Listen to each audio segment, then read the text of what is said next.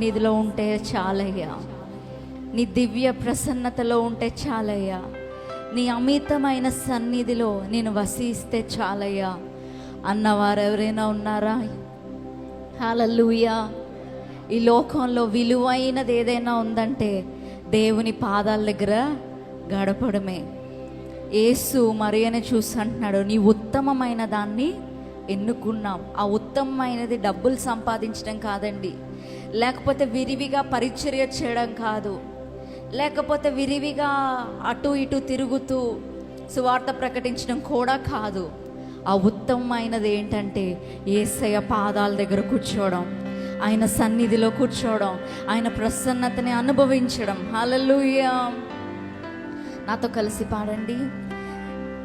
నేనుండలేనయ్యా, నే బ్రతుకాలేనయ్యా. చెప్పండి మీరు. నేనుండలేనయ్యా, నే బ్రతుకాలేనయ్యా, నీవే లేకుండా నేనుండలేనయ్యా, నీ తోడే లేకుండా నీ బ్రతుకాలేనయ్యా.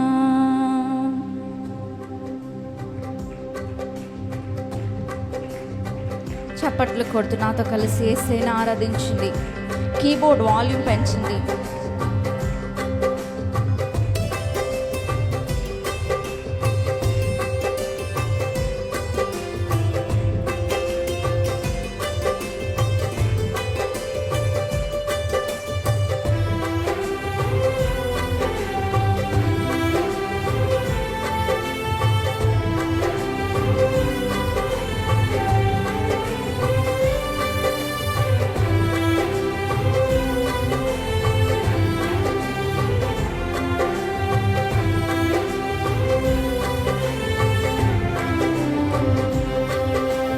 రాజా నీ సన్నిధిలోనే ఉంటానయ్యా, మనసారా ఆరాధిస్తూ బ్రతికేస్తానయ్యా.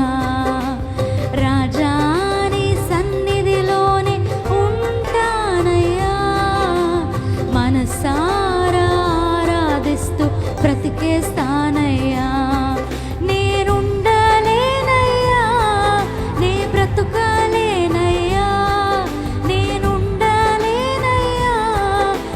బ్రతుకాలేనయ్యా, నీవే లేకుండా నేనుండలేనయ్యా, నీ తోడే లేకుండా నీ బ్రతుకాలేనయ్యా. అందరు చెప్పండి. నీవే లేకుండా నేనుండలేనయ్యా, నీ తోడే లేకుండా బ్రతుకాలేనయ్యా. రాజా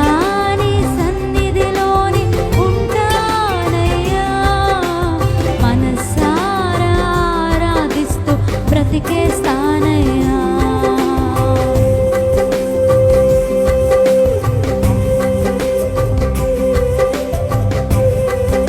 నీ సన్నిధానములో సంపూర్ణ సంతోషం, ఆరాధించుకునే విలువైన అవకాశం.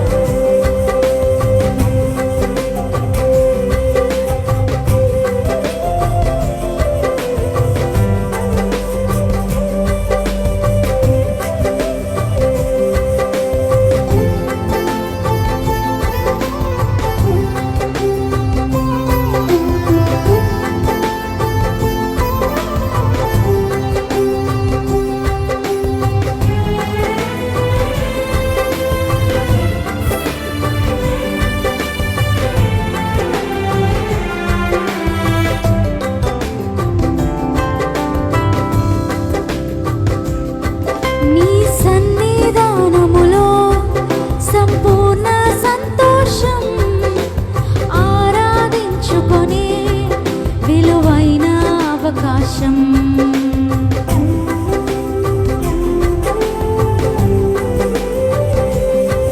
నీ సన్నిధానములో సంపూర్ణ సంతోషం, ఆరాధించుకొని విలువైన అవకాశం.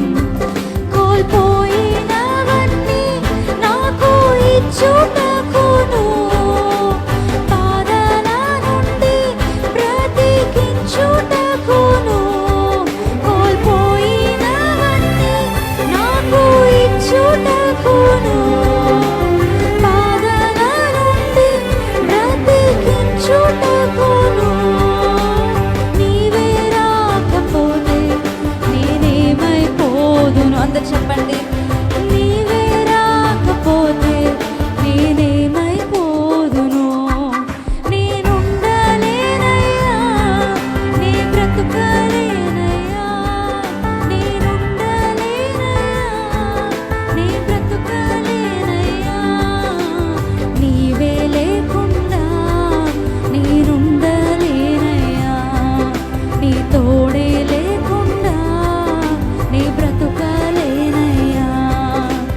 రాజా నీ సన్నిధిలోనే ఉంటానయ్యా, మనసారా ఆరాధిస్తూ బ్రతికేస్తానయ్యా.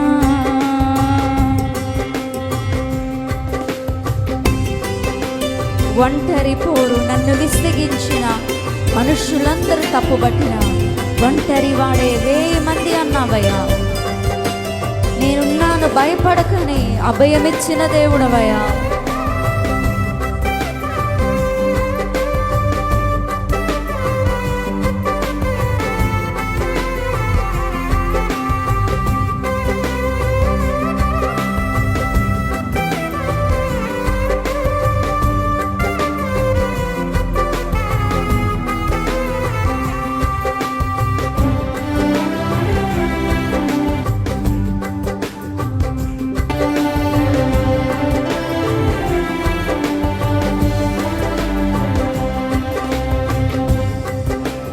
ఒంటరి పోరు నన్ను విసిగించిన మనుషులెల్లరూ నన్ను తప్పుబట్టినా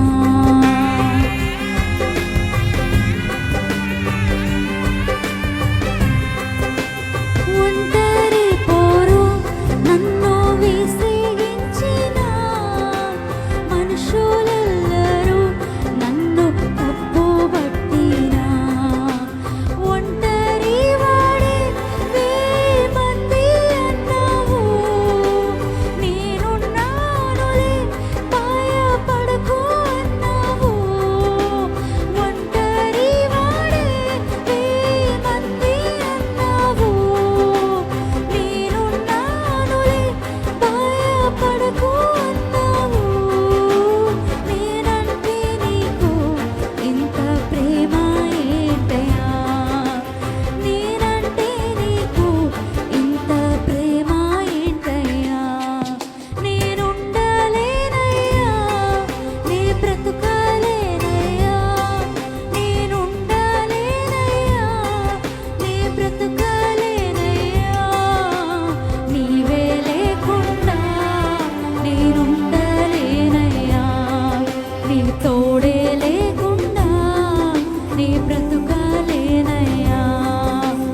రాజా నీ సన్నిధిలోనే ఉంటానయ్యా, మనసారా ఆరాధిస్తూ బ్రతికేస్తానయ్యా. అందరు చెప్పండి, రాజా నీ ఉంటానయ్యా, మనసారా ఆరాధిస్తూ.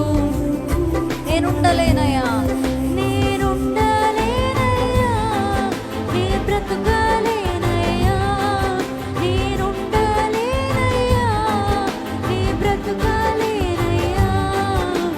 నీవే లేకుండా నేనుండలేనయ్యా, నీ తోడే లేకుండా నీ బ్రతుకలేనయ్యా. నీవే లేకుండా నేనుండలేనయ్యా, నీ తోడే లేకుండా నీ బ్రతుకలేనయ్యా.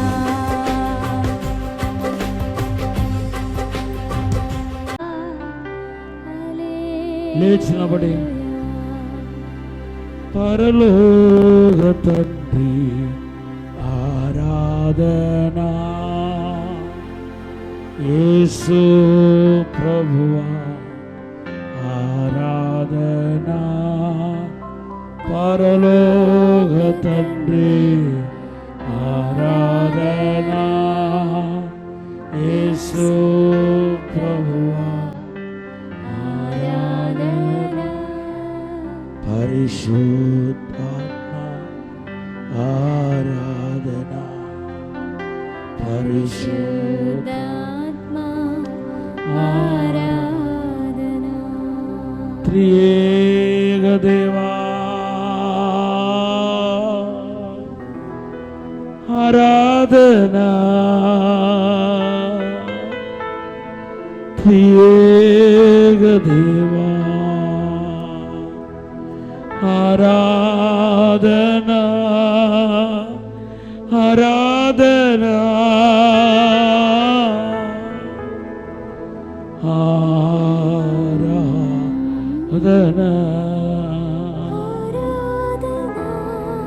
యేసయ్యా నా ప్రియా ఆరాధనా. పరిశుద్ధము నమ్మకమైన మా పరలోక తండ్రి, నీ దాసుని బలంగా వాడుకోమని అడుగుతున్నాను తండ్రి.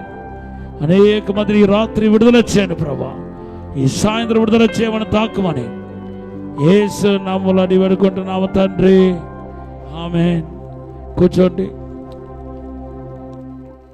రేపు మధ్యాహ్నం 4 గంటలతో 4-5 గంటలతో ఈ కూడిక ముగించబడుతుంది, ఈ విడుదల సదస్సు. సో ఇంకా మనం ఉన్న కొద్ది టయాన్ని సంపూర్ణంగా వాడుకోవాలని నేను ఆశిస్తున్నాను. మన మధ్యకి మరి చార్లెస్ గారు వచ్చారు, వారికి తర్జుమా చేయడానికి మరి సతీష్ వచ్చారు.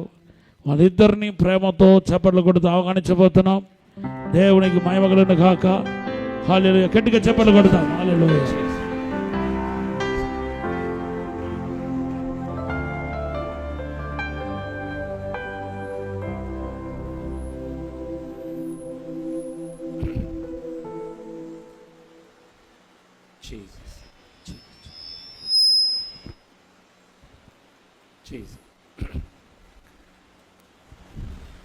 ஓகே, நம்ம இந்த பகுதியிலும் கூட நம்ம காலையில் நம்ம விட்ட அந்த பகுதியினுடைய தொடர்ச்சியை நம்ம பார்க்க போகிறோம்.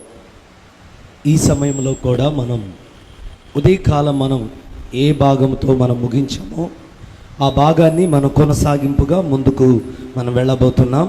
நம்ம தொடர்ந்து ஒரு மனிதனுக்குள்ளே அசுத்த ஆவிகள் இருக்கும்போது என்னென்ன குணங்கள் அவங்களுக்குள்ளே இருக்கும், அது எப்படி வெளிப்படும் அப்படிங்கிறத கொஞ்சம் நம்ம தேடி பார்த்துக்கிட்டு இருக்கிறோம். మనము ఒక వ్యక్తిలో దురాత్మలు కలిగి ఉంటే ఆ వ్యక్తిలో ఎటువంటి పరిణామాలు ఉంటాయి, ఎలాగ వారు ప్రవర్తిస్తారు, ఏ ఏ స్వభావాలు ఏ గుణలక్షణాలతో వాళ్ళు ఉంటారనే విషయాన్ని మనం ఉదయకాలం నుంచి ధ్యానిస్తూ వస్తున్నాం. நம்ம கடைசியாக பார்க்கும்போது பார்த்தோம், நம்ம பார்க்குறத அப்படியே நீங்கள் ஒரு பக்கத்தில் அப்படியே குறிப்பாக எடுத்துகிட்டு வாங்க. எனக்குள்ளே இந்த பிரச்சனை இருக்குது அப்படின்னு கண்டுபிடிச்சா அதை நம்ம அறிக்கை செய்து அதை விடுதலையாக போகிறோம் அப்படின்னு சொல்லியிருந்தேன் உங்களுக்கு. కాబట్టి ఉదయకాలం నుంచి మీతో చెప్పిన విషయాలను ఆల్రెడీ మీరు ఒకవేళ మీలో ఏ ఏ సమస్యలు ఏ ఏ విషయాలు చెప్తున్నప్పుడు ఇది నాలో ఉన్నది అని మీకు అనిపించిందో వాటిని ఒక పక్కన పేపర్ మీద రాసుకుంటూ రావాలని చెప్పి మీకు తెలియచేయడం జరిగింది. நான் கடைசியாக சொல்லும்போது சொன்னேன், ஒரு மனிதன் வீட்டில் தங்காமல், ஒரு மனிதனோ ஒரு மனுஷியோ வீட்டில் தங்காமல் வெளியில் அதிகமாய் சுற்றி கொண்டு இருக்கக்கூடாது. வேலை அல்லது மற்ற அவங்களுடைய அலுவல்கள் முடிஞ்ச உடனே வீட்டுக்கு திரும்பாமல் வெளியில் இருக்கிறது அப்படிங்கிறது ஒரு அசுத்த ஆவியினுடைய தாக்கத்தினால வரக்கூடிய ஒரு குணம் அப்படின்னு சொல்லி கடைசியாக பார்த்தோம்.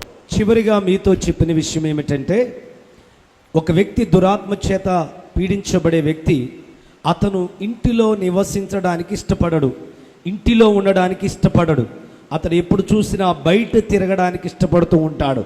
అట్టి దురాత్మ కలిగిన వారు పిల్లలతో కుటుంబంతో లేకపోతే ఆ యొక్క నివాసంలో ఉన్న బాధ్యతలు చేయకుండా బయట, అది పని నిమిత్తమో లేకపోతే ఉద్యోగ నిమిత్తం వెళ్ళి రావటం వేరు, అలా కాకుండా మిగతా సమయం ఎక్కువ సమయం బయట ఉండడానికి ఇష్టపడుతున్నారు అంటే ఖచ్చితంగా ఆ వ్యక్తి దురాత్మ చేత పీడించబడుతున్నాడు. அதுக்கடுத்து கீழ்ப்படியாத அந்த சம்பவத்திலே நீங்க பாத்தீங்கன்னா அவனை சங்கிலியினால் கட்ட ஒருவனாலும் கூடாதிருந்தது அப்படி சொல்லப்படுது.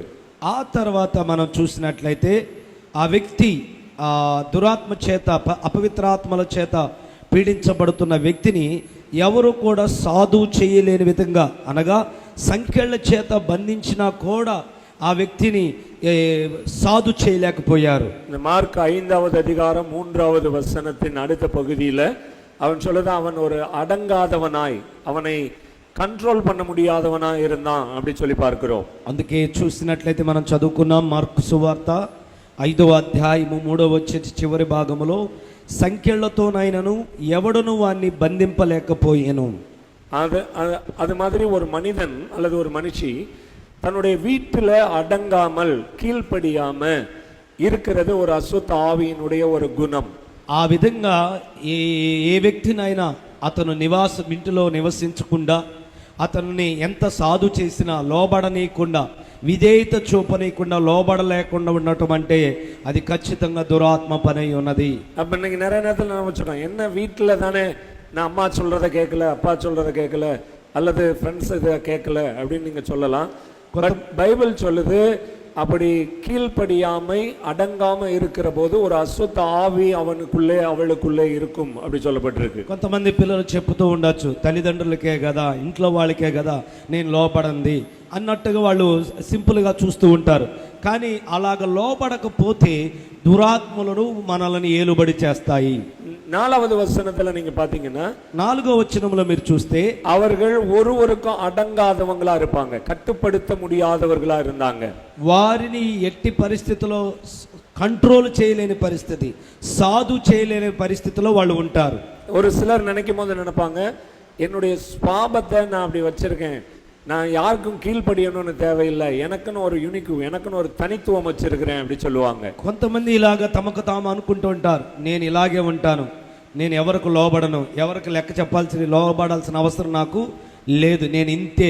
అలాగా వాళ్ళకు వాళ్ళే సొంత స్వభావాన్ని అలా పెట్టుకుంటూ ఉంటారు. ஆனா பைபிளே சொல்லுது, அவருடைய கரங்களுக்குள் நீங்க அடங்கி இருங்க அப்படி சொல்லுது. బైబిల్ చెప్తుంది వారి చేతుల కింద అణిగి ఉండుడి అని రాయబడి ఉంది. அவருடைய கரங்கள் அப்படின்னு சொல்றது வெறும் கடவுளுடைய கரம் மட்டும் இல்ல, ఆయన వారి కరముల కింద అంటే చేతుల కింద అంటే ఉట్టి దేవుని చేతుల కింద మాత్రమే కాదు, அவர் வைத்திருக்கிற அந்த அதிகாரத்திற்கும் நாம் அப்படிதான் கீழ்ப்படியணும். ఆయన సిద్ధపరిచిన మన పై నాయకులకు, అధికారులకు కూడా మనం లోబడి ఉండాలి. அந்த மாதிரி கீழ்ப்படியாமல் இருக்கிறதுங்கிறது ஒரு அசுத்த ஆவியினுடைய குணம், அசுத்த ஆவியினுடைய தாக்கம். లోబడకుండా ఉండటం అనే గుణము కూడా దురాత్మ చేత పీడించబడే స్వభావము. அதுக்கடுத்து நீங்க பாத்தீங்கன்னா அவனை ஒருவனாலும் தடுக்க முடியாத அளவிற்கு, எந்த பொருளினாலும் கட்டி வைக்க முடியாத அளவுக்கு முரட்டாட்டம் உள்ளவனா இருந்தான். అతన్ని ఏ సంఖ్యలతో దేనితో కూడా స్వాధీనపరుచుకొని సాధు చేయలేని మూర్ఖతనంగా ఉన్నాడు అతను. புரியுதா? అర్థమవుతుందా? அடுத்து ஒரு அசுத்த ஆவி பிடித்த ஒரு மனிதன், பைபிள் சொல்லும்போது சொல்லியிருக்கு, இரவும் பகலும் அவன் அப்படியே சுத்திட்டே இருப்பான், மலைகளிலும் கல்லறைகளிலும் அவன் இருந்ததாக బైబిల్ சொல்லுது. తర్వాత చూస్తే 5వ వచనంలో, వాడు ఎల్లప్పుడూ రాత్రి పగళ్ళు సమాధుల్లోను కొండల్లోను కేకలు వేయచ్చు. புரியுதா? అర్థమవుతుందా? ஆமென். ఆమేన్. సో இருக்கிறதற்கு அப்படின்னு சொல்லி கடவுள் கொடுத்திருக்கிற இடத்துக்கு நம்ம வந்துறணும். దేవుడు మనల్ని ఉండడానికి ఒక స్థలం అనేది ఏర్పాటు చేశాడు, ఆ స్థలంలోనే మనం ఉండాలి. நீங்க ஏதோ ஒரு காரியத்திற்காக நீ சுத்திட்டே இருக்க கூடாது, ఏదో ఒక కార్యం కోసం తిరుగుతా ఉండకూడదు. சில பேர்கிட்ட கேட்டோம்னா ஏன் இங்க நிக்கிறீங்க அப்படின்னா சும்மா நிக்கிறேன் அப்படின்னு சொல்லுவாங்க. కొంతమందిని మనం అడిగామనుకుంటే, దారిలో ఎక్కడన్నా కనపడితే, ఎక్కడన్నా నిలబడితే చూసి అడుగుతాం, ఏంటి ఇక్కడ ఉన్నావు అని అడిగితే ఊరికేనండి అంటారు. ஏன் இந்த இடத்துக்கு போனோம், எதுக்காக இங்க நிக்கிறோம்னு கூட தெரியாம ஒரு మీనింగ్లెస్ அவங்களுடைய ரோவிங் இருக்கும். చాలా మంది జీవితాల్లో కూడా ఎందుకు ఈ స్థలానికి వెళ్ళాం, ఎందుకు ఇక్కడ నిలబడ్డామంటే దానికి ఒక అర్థం లేకుండా ఎందుకు వెళ్ళారో వాళ్ళకే తెలియని రీతిలో వాళ్ళు తిరుగుతూ ఉంటారు. நல்லா கவனிங்க, இது ஒரு முக்கியமான குணம். இப்ப நான் சொல்ல போறது, ఇప్పుడు నేను చెప్పబోయేది చాలా ముఖ్యమైన గుణం, జాగ్రత్తగా వినండి. இங்க சொல்லும்போது சொல்லிருக்கு, அவன் கூக்குரலிட்டு அப்படி சொல்லிருக்கு. ఇక్కడ రాయబడింది కేకలు వేయుచు. சில பேர் பாத்தீங்கன்னா வீட்டுல எதுக்கு எடுத்தாலும் அப்படியே ஆக்ரோஷமா ஒரு மாதிரி கத்துவாங்க. ஒரு சின்ன காரியத்துக்கு கூட சத்தமா கத்தி பேசுறத நீங்க பார்த்திருப்பீங்க. చాలా కుటుంబాల్లో మీరు చూసి ఉండొచ్చు, చిన్న చిన్న విషయానికి కూడా పెద్దగా అరుపులు, పెద్దగా కేకలేస్తూ మాట్లాడుతూ ఉంటారు. ఇది ஒரு அசுத்த ஆவியினுடைய குணம். ఏవండి, ఇది ఒక దురాత్మ యొక్క గుణము. அசுத்த ஆவி பிடித்தவனுடைய சத்தம் ஒரு மென்மையாவெல்லாம் இருக்காது. ఆ దురాత్మ చేత పీడించబడే వారి యొక్క స్వరము, వారి యొక్క శబ్దాలు సామాన్యముగా ఉండవు, సాధారణంగా ఉండవు. சில நாட்கள் எங்க பார்த்தாலும் లౌడరా தான் பேசுவாங்க. அவங்களுக்கு மெதுவா பேசவே தெரியாது. కొంతమందికి ఎక్కడ చూసినా పెద్దగా మాట్లాడుతూనే ఉంటారు. ఎక్కడ ఎలా మాట్లాడాలి అనేది వాళ్ళకి అర్థం కాదు. இதெல்லாம் கொஞ்சம் கவனமா நீங்க கவனிக்கணும். వీటన్నిటికీ మీరు చాలా జాగ్రత్తగా గమనిస్తూ ఉండాలి. உங்க வீட்டுல நடக்கக்கூடிய காரியங்கள் வெளியில கேட்க கூடாது சத்தம். మీ ఇంటిలో జరిగే విషయాలు, ఇంటిలో వినపడే మాటలు బయటికి వినపడకూడదు. புரியுதா? అర్థమవుతుందండి? ஆமென். ఆమేన్. ஒருவேளை இப்படி கத்தி பேசுற அல்லது கூச்சல் இடுகிற பழக்கம் உங்களுக்கு இருந்தது அப்படின்னா நீங்க கண்டிப்பா விடுதலையாக வேண்டிய ஒரு இடத்துல இருக்கிறீங்க. మీరు పెద్దగా మాట్లాడుతూ ఇంట్లో విషయాలు కూడా రోడ్డు మీద ఉన్న వాళ్ళకి తెలిసే విధంగా అరుపులు కేకలు వేసే అలవాటు నీకుందంటే ఖచ్చితంగా మీరు విడుదల పొందుకోవాలి. அதுக்கடுத்து பாத்தீங்கன்னா தன்னைத்தானே காயப்படுத்திக் கொள்ளுகிற ஒரு குணம். తర్వాత చూస్తే తనను తాను గాయపరిచే గుణం, గాయపరుచుకునే గుణం. தன்னைத்தானே வருத்தி கொள்ளுகிற, தன்னைத்தானே கெடுத்து கொள்ளுகிற, తనను தானே காயப்படுத்திக் கொள்ளக்கூடிய குணம் இருக்கும். తనను తానే పాడు చేసుకుంటూ, తనను తానే గాయపరుచుకుంటూ, తనను తానే నలగొట్టుకునే స్వభావం. இந்த வாலிப వయసుல விசேஷமா பாத்தீங்கன்னா காதலிக்கிறேன் அப்படின்னு சொல்லிட்டு சில சம்பவங்கள் நடக்கும்போது அவர்களையே அவர்கள் வருத்தி கொள்ளுவாங்க. మరి ముఖ్యంగా యవనస్తుల జీవితాలలో ఈ గుణం అధికంగా కనపడుతూ ఉంటది. ప్రాముఖ్యంగా ప్రేమ వ్యవహారాల్లోకి వెళ్ళినప్పుడు, ఏదో కొన్ని సంఘటనలు జరిగినప్పుడు వాళ్ళు వెంటనే వారి జీవితాన్ని వాళ్లే ద్వేషించుకుంటారు, తమను తామే గాయపరుచుకుంటూ ఉంటారు. சரியா சாப்பிடுறதில்ல, சரியா தூங்குறதில்ல, சரியான ஒரு మురయాన வாழ்க்கை వాழுகிறதில்ல. దాని వలన వారు సరైనగా ఆహారం భుజించరు, సరైన నిద్రపోరు, సరైన వస్త్రాలు ధరించరు, సరైన విధానములో వాళ్ళు తమ శరీరాన్ని కాపాడుకోరు. తన్னை తానే కాయపడుతూ కొల్లుగిற కార్యం, తమను తామే గాయపరుచుకునే కార్యం. புரியுதா? అర్థమవుతుందండి? சில பேர் ரத்தத்தை எடுத்து காதல் கடிதம் எழுதுறவங்க எல்லாம் இருக்கிறாங்க. కొంతమంది రక్తాన్ని తీసి ప్రేమ లేఖలు రాసిన వ్యక్తులు కూడా ఉంటారు. ఇది అశుద్ధ ఆవి పిడిత మనిదనిన్ గుణం. ఇవి అశుద్ధ ఆత్మ, దురాత్మ చేత పీడించబడుతున్న వ్యక్తి చేసే ఒక గుణ లక్షణం. இங்க யாராவது அப்படி செஞ்சிருந்தீங்கன்னா அல்லது செஞ்சுக்கிட்டு இருக்கீங்கன்னா நீங்க மனம் திரும்பி கண்டிப்பா விடுதலை பெற்று ஆக வேண்டும். ఒకవేళ ఇక్కడ ఎవరైనా అలాంటి చేసి ఉంటే లేదా చేస్తూ ఉంటే ఈ రోజు నువ్వు మారు మనసు పొంది దాని నుండి నువ్వు విడుదల పొందవలసిన వారై ఉన్నారు. உங்களுக்குன்னு ஒரு குடும்பத்தை வைத்திருக்கிறார், உங்களுக்குன்னு ஒரு திருச்சபை வைத்திருக்கிறார். அதற்கு நீங்கள் கீழ்ப்படிந்து అడంగి இருக்க வேண்டும் என்பது கர்த்தர் சொல்லிக் கொடுக்கிற காரியம். మీకంటూ ఒక కుటుంబాన్ని, మీకంటూ ఒక సంఘాన్ని, మీకంటూ ఒక సమూహాన్ని దేవుడు సిద్ధపరిచి ఉంచాడు కనుక వారిని నువ్వు చూసుకుంటూ, వారిని పట్టించుకొని వారి ఎడల బాధ్యత కలిగిన వ్యక్తిగా నువ్వు ఉండవలసిన వారై ఉన్నారు కనుక ఖచ్చితంగా దీని నుండి మీరు విడుదల పొందుకోవాలి. தொடர்ந்து రిపీటెడా செய்யக்கூடிய பாவங்களும் அசுத்த ஆவியின் குடியிருப்பாய் இருக்கும். ఎడతెగక మాటికి మరల ఏ పాపపు కార్యాన్ని నువ్వు చేస్తూ ఉంటావో ఆ పాపపు కార్యము వలన నీలో దురాత్మ చేత నువ్వు పీడించబడుతూ ఉంటావు. లూకా 11వ అధికారం 24వ వచనத்திலிருந்து இப்படியாய் சொல்லப்பட்டிருக்கு. లూకా సువార్త 11వ అధ్యాయము 24వ వచనములో ఈ విధంగా చెప్పబడి ఉన్నది. அசுத்த ஆவி ஒரு மனிதனை விட்டு புறப்படும் போது வறண்ட இடங்களில் அலைந்து இலைப்பாறுதல் தேடியும் கண்டடையாமல் தான் விட்டு வந்த என் வீட்டுக்கு திரும்பி போவேன் என்று சொல்லி. లూకా సువార్త 11వ అధ్యాయము 24వ వచనములో అపవిత్రాత్మ ఒక మనుష్యుని వదిలిపోయిన తర్వాత అది విశ్రాంతి వెదుకుచు నీరు లేని చోట్ల తిరుగుచుండును. நீங்க பாத்தீங்க அப்படின்னா அசுத்த ஆவி ஒரு மனிதனை பிடிக்கிற போது அந்த மனிதனை விட்டு வெளியே போகிறதற்கு அது அவ்வளவு விரும்பாது. ఒక చూడండి, ఒక వ్యక్తికి ఏదైనా ఒక దురాత్మ అపవిత్రాత్మ పట్టిన తర్వాత ఆ అపవిత్రాత్మ ఆ వ్యక్తి నుండి వెళ్ళిపోవడానికి అస్సలు ఇష్టపడదు. ஏன் அது விரும்பாது அப்படின்னா, ఎందుకు ఇష్టపడదంటే மனிதனுடைய உடல் அமைப்பு அப்படி இருக்கிறதாய் ఆరాய்ச்சியாளர்கள் சொல்றாங்க. శాస్త్రవేత్తలు పెద్దలు ఏం చెప్తున్నారంటే మనిషి యొక్క శరీరం యొక్క ఆ రూపము, దాని యొక్క కార్యము ఆ విధంగా ఆ ఆత్మకు అనుకూలంగా ఉన్నట్టుగా చెప్తూ ఉంటారు. ஒரு மனிதனுடைய சரீரம் அதிகமான தண்ணீரினால நிரப்பப்பட்டதா இருக்குது. ఏమండి, ఒక వ్యక్తి యొక్క శరీరం అధిక శాతం నీటితో, అధిక శాతం నీరు చేత నింపబడిన శరీరమై ఉన్నది. ஒரு மனிதனுடைய பிரெயினோ, ஒரு மனிதனுடைய ஹார்ட் பகுதியும் மூளையும் அவனுடைய இருதய பகுதியும் 73% தண்ணீரினால நிரப்பப்பட்டிருக்கு. ఈ యొక్క మెదడు మరియు హృదయము, గుండె, ఇవి రెండు కూడా, హృదయము మెదడు అనేది దాని 75% వరకు అది నీటితో నింపబడిన భాగమై ఉన్నది. அவனுடைய లంగ్స్, నురైయీరల్ పகுதி 83% నీరునాల ఆట్కొள்ளப்பட்டிருக்கு. ఆ ఊపిరితిత్తుల భాగంలో చూసినట్లయితే 83% నీరు చేత నింపబడిన భాగముగా ఉన్నది, కలిగిన భాగముగా ఉన్నది. స్కిన్ల 60, அவனுடைய தோல் பகுதியில 64%, அவனுடைய சதை மற்றும் கிட்னி பகுதியில 79% இருக்கிறதாய் ஆராய்ச்சியாளர்கள் சொல்றாங்க. చర్మములో 64%, అలాగే కండరాలు, అలాగే కిడ్నీలో 79%, అలాగే ఎముకల్లో 31% కలిగిన నీరు శాతాన్ని కలిగిన శరీరముగా మన శాస్త్రవేత్తలు చెప్తూ ఉన్నారు. இதெல்லாம் எதுக்கு சொல்றேன் அப்படின்னா, ఇదంతా ఎందుకు చెప్తున్నానంటే, எந்த அளவுக்கு ஒரு மனிதனுடைய శరీరத்துல తన్నీరు இருக்கிறதோ, అంటే ఒక వ్యక్తి యొక్క శరీరములో ఎంతగా నీరు శాతం అనేది ఉంటుందో அந்த அளவுக்கு அவனுடைய பாடி குளிர்ச்சியா இருக்கும். అంతగా ఆ శరీరము చల్లగా మంచి ఉష్ణోగ్రత కలిగి ఉంటుంది அவனுடைய శరీరத்துக்குள்ள. அதனாலதான் நம்ம இன்னைக்கு மருத்துவர்கள் சொல்றாங்க, ஒரு 20 கிலோ வெயிட்டுக்கு 1 லிட்டர் தண்ணீர் ஒரு நாளைக்கு குடிக்கணும் அப்படி சொல்றாங்க. అందుకోసమే వైద్యులు ఏం చెప్తున్నారంటే,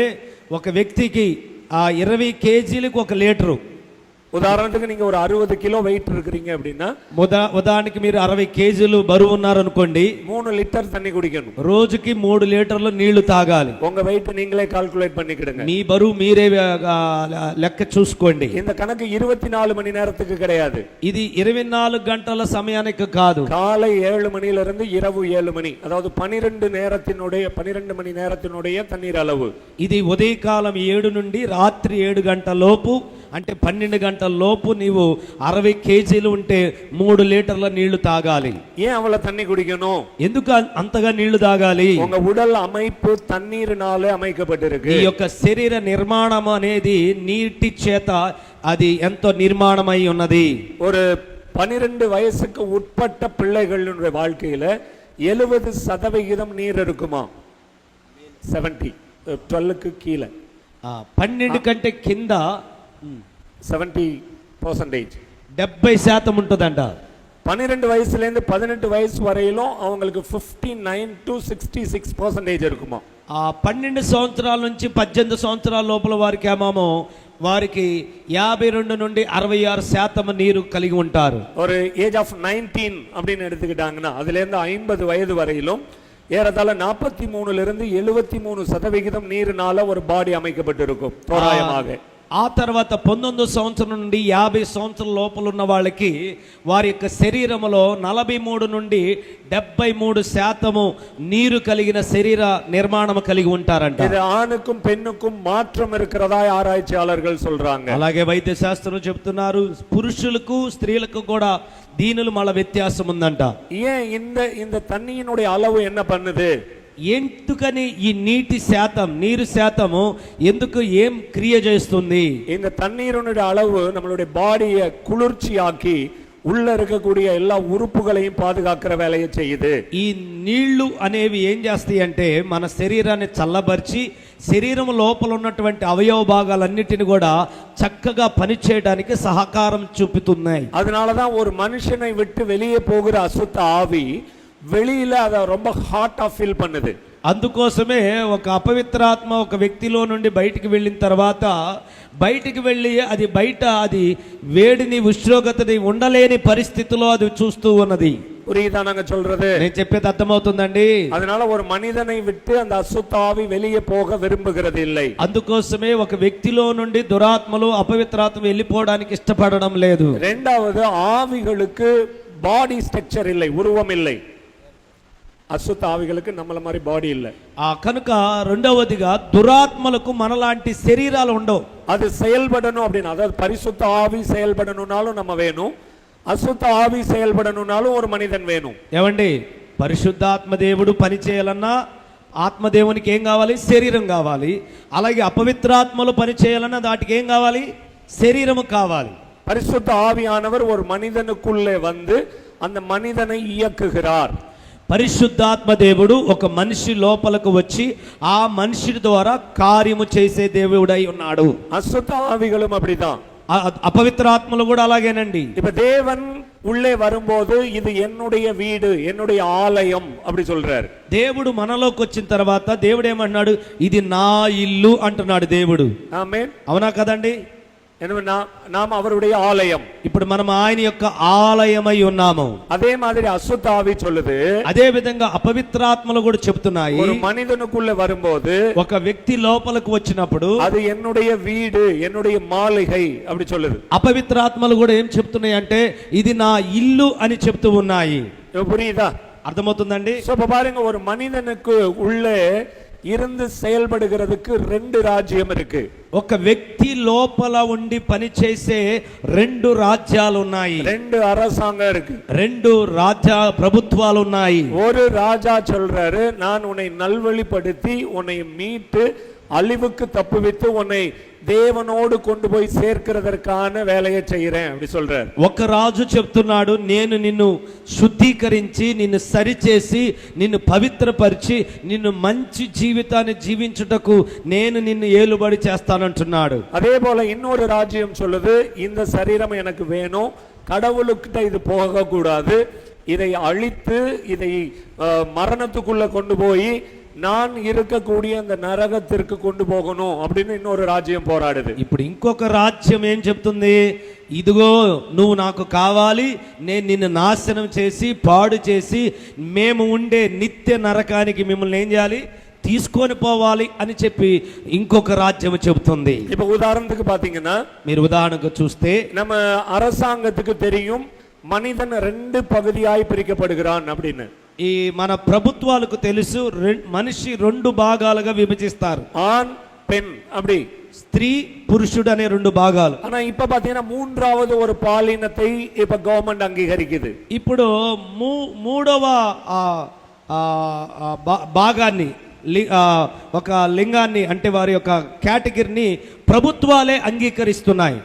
இப்ப சில அப்ளிகேஷன்ஸ்ல எல்லாம் அது கொண்டு வந்துட்டாங்க. ఇప్పుడు దానికి కొన్ని అప్లికేషన్లో కూడా రాస్తున్నారు, స్త్రీలింగం పురుషలింగం అని చెప్పి ఆ యొక్క పెట్టి ఇప్పుడు ఇంకా మూడో భాగాన్ని కూడా చేరుస్తున్నారు. அவங்களுக்கு தெரியும் அப்படி ஒண்ணு இல்ல அப்படின்னு. అసలు వాళ్ళకి తెలుసు ఇలాంటిది అనేది ఒకటి లేదు అని. அது ஒரு அசுத்த ஆவியினால் பிடிக்கப்பட்டிருக்கிற மனிதனின் ஸ்வபாவம். ஆணை ஆண் என்றும் பெண்ணை பெண் என்றும் பார்க்காமல் இருக்க பண்ணுகிற ஒரு அசுத்த ஆவி. ఎందుకు వాళ్ళని అలా తయారు చేస్తుందంటే వారిలో ఆ దురాత్మ అనేది వారిని పట్టి ఒక పురుషుని పురుషుడిగా చూడలేకపోతున్నారు, స్త్రీని స్త్రీగా చూడలేకుండా వాళ్ళలో ఆ దురాత్మ పట్టి వారు దాని చేత పీడించబడుతూ ఉన్నారు. ஒரு ஆண் பெண்ணா மாறிட்டேன்னு சொல்றவங்களுடைய பிளட் டெஸ்ட் பண்ணி பாத்தீங்கன்னா குரோமோசோம் ஆணுக்கு உரியதா தான் இருக்குது. ఒక పురుషుడు నేను స్త్రీగా మార్పు చెందానని చెప్పే వ్యక్తిని మనం చూస్తే వారి రక్త పరీక్ష చేస్తే వారిలో ఉండే క్రోమోజోములను పరీక్ష చూస్తే పురుషులకి ఎంత అయితే ఉంటుందో అంతే ఉంటాయి వాళ్ళకి. ஒரு பெண் ஆணாய் மாறினவர்களை கூப்பிட்டு டெஸ்ட் பண்ணா ஒரு பெண்ணுக்குரிய குரோமோசோம்ஸ் தாங்க இருக்குது. అదే విధంగా స్త్రీ ఏ స్త్రీ అయితే పురుషుడిగా మారానని చెప్పుకుంటున్నారో ఆ స్త్రీ యొక్క రక్త పరీక్ష చేస్తే వారి క్రోమోజోములను పరీక్ష చూస్తే ఒక స్త్రీకి ఉండేవే వారికి ఉంటాయి. సర్టిఫికేట్ ప్రకారமா அதை ப்ரூவ் பண்ண முடியாது. ஏன்னா ஆணுக்கும் பெண்ணும் தான் தேவன் உண்டாக்கின ஒரு விதமான இனம். ఎందుకంటే దేవుడు సర్టిఫికెట్ ప్రకారంగా వాళ్ళు దాన్ని రుజువుపరచలేరు. ఎందుకంటే దేవుడు పురుషుడికి స్త్రీకి ఈ రెండు విభాగాలని వారిగా తయారు చేసి సృష్టించాడు గనుక. அதை அதிகமான மக்கள் அசுத்த ஆவியினால பிடிக்கப்பட்டு நான் ஆணா இருந்தேன் பெண்ணா மாறிட்டேன், நான் பெண்ணா இருந்தேன் ஆணா மாறிட்டேன்னு அவங்க சொல்ல விரும்பும்போது அரசாங்கம் வேற வழி இல்லாம அதை ஏற்றுக்கொள்ளுது. కానీ ఏం చేస్తాం, అధిక శాతం ప్రజలు పురుషులు కాస్త స్త్రీలు అవడం, స్త్రీలు కాస్త పురుషులు అవడం, ఇలా మార్చబడిన వ్యక్తులు జనాభా సంఖ్య అధికంగా పెరిగిపోవటం వల్ల ప్రభుత్వాలు కూడా ఏమి చేయలేకపోయి చివరికి వారికంటూ ఒక భాగాన్ని ఏర్పాటు చేసేసారు. அதே மாதிரி தான் இன்னைக்கு திருச்சபைகளும் அந்த அங்கீகாரத்துக்குள்ள வந்துருச்சு. చివరికి సంఘాలు కూడా వాటికి అంగీకారాన్ని తెలియజేస్తూ ఉన్నాయి. ஏன்? ఎందుకని? சாத்தானுடைய ஆளுகை சபைகளையும் இன்னைக்கு விட்டு வைக்கல. ఎందుకంటే సాతాను యొక్క పరిపాలన చివరికి సంఘాలను కూడా వదిలిపెట్టడం లేదు. எனவே நீங்கள் ஜாக்கிரதையா இருக்கணும். కనుక మీరు జాగ్రత్తగా ఉండాలి. அரசாங்கம் ஏற்றுக்கிருச்சு அப்படிங்கறதற்காக அது என்னுடைய ஸ்பாபம் அப்படி நம்ம சொல்லக்கூடாது. ప్రభుత్వాలు దానికి ఓకే చెప్పాయి కాబట్టి ఇది కూడా దీన్ని మనం ఓకే చెప్పొచ్చని మీరు వాటిని అంగీకరించకూడదు. இந்திய அரசாங்கம் சொல்லுது திருமணம் பண்ணுகிறதுக்கு முன்னாடி நீ லிவிங் டுகெதர்ல வாழ்ந்து பார்த்து பிடிச்சா ஒருத்தருக்கு ஒருத்தர் கல்யாணம் பண்ணிக்கலாம்னு சொல்லுது. ఇప్పుడు భారతదేశ ప్రభుత్వము ఆ యొక్క కార్యములో వివాహము కాకముందే సహజీవనం చేసిన తర్వాత వివాహం చేసుకోవచ్చు అనే కొన్ని చట్టాలు అనుమతులు తెచ్చుకోవడం జరిగింది, అనుమతులు ఇవ్వడం జరుగుతూ ఉన్నది. బైబిల్ அதற்கான అనుమతి கொடுக்கிறது இல்லை. కానీ బైబిల్ మాత్రం దానికి ఎటువంటి అనుమతి ఇవ్వడం లేదు. திருமணத்துக்கு முன்பாக நீங்கள் எடுக்கக்கூடிய எந்த ஒரு பாலியல் சம்பந்தமான காரியமாயிருந்தாலும் அதுக்கு 100% அசுத்த ஆவியினால் ஆளுகைக்குட்பட்டு நடக்கிற காரியம்.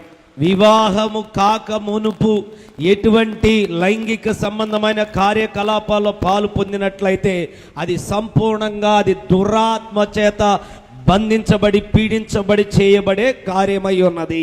இந்த வளாகத்துக்குள்ள உட்கார்ந்து இருக்கிறவங்களும் இப்படி காதலுக்கு அடிமையானவர்கள் இங்க இருக்கிறீங்க, அது அசுத்த ஆவியின் பிடிப்பு என்பதை இன்னைக்கு நீங்க தெரிந்து கொள்ள வேண்டும். ఈ యొక్క మండపంలో ఉన్నటువంటి మీ అందరిలో ప్రేమ వ్యవహారాలు కలిగి ఉన్నట్లయితే బాగా గుర్తుపెట్టుకోండి, ఈ దినము ఇది దురాత్మ అపవిత్రాత్మ చేత చేయబడుతున్న కార్యం అనే విషయం మీరు గుర్తుంచుకోవాలి. மனம் திரும்பாவிட்டால் தேவனுடைய ராஜ்யத்திற்கும் குமாரனுடைய ராஜ்யத்துக்கும் நாம் பங்குள்ளவர்களாய் மாற முடியாது. మారు మనసు పొందకపోతే మనము దేవుని రాజ్యములో ఆయన కుమారుని రాజ్యములో ప్రవేశించడానికి మనం అర్హులము కాలేము. இத கொஞ்சம் நீங்க கவனித்து மனம் திரும்பினால் நல்லா இருக்கும்னு நினைக்கிறேன். కనుక దీనిని జాగ్రత్తగా గమనించి మీరు మారు మనసు పొందితే మీకు మేలు జరుగుతుంది. இன்னும் ஒரு சில வியாதிகள் மருத்துவர்களால கண்டுபிடிக்க முடியாத வியாதிகள் இருக்கு. ఇంకా కొన్ని వ్యాధులు వైద్యుల చేత ఎటువంటి ఔషధం మందు కనిపెట్టని రోగాలు కొన్ని ఉన్నాయి. இப்ப இந்தியாவுல ஒரு நபருக்கு இதுவரை இல்லாத ரத்த குரூப் ஒரு குரூப் இருக்கு. ఇండియాలో ఒక వ్యక్తికి ఇది వరకు భారతదేశంలో ఎవ్వరికి లేని, భారతదేశంలో இல்ல, వరల్డ్లే யாருக்குமே இல்ல, ప్రపంచంలో కూడా అటువంటి వ్యక్తికి ఉన్న రక్త గ్రూపు ఎవరికి లేదంట. ஒரு 38 வயதான அவர்களுக்கு ஒரு ஹார்ட் ஃபெயிலியர் ஆகுது. அவங்களுக்கு ஹார்ட் ஆபரேஷன் பண்ணுகிறதற்கு அவங்க வழக்கமான ரத்த பரிசோதனை முறையை செய்றாங்க. 38 సంవత్సరాల వయసు కలిగిన ఒక వ్యక్తికి గుండె సమస్య వస్తే అతనికి గుండె ఆపరేషన్ చేయడం నిమిత్తం అతనికి రక్త పరీక్ష చేయడం జరిగింది. అట్టి రక్త పరీక్ష చేసినప్పుడు அந்த குடும்பத்தார் அவங்களுக்கு O பாசிட்டிவ் அப்படி சொன்னாங்க.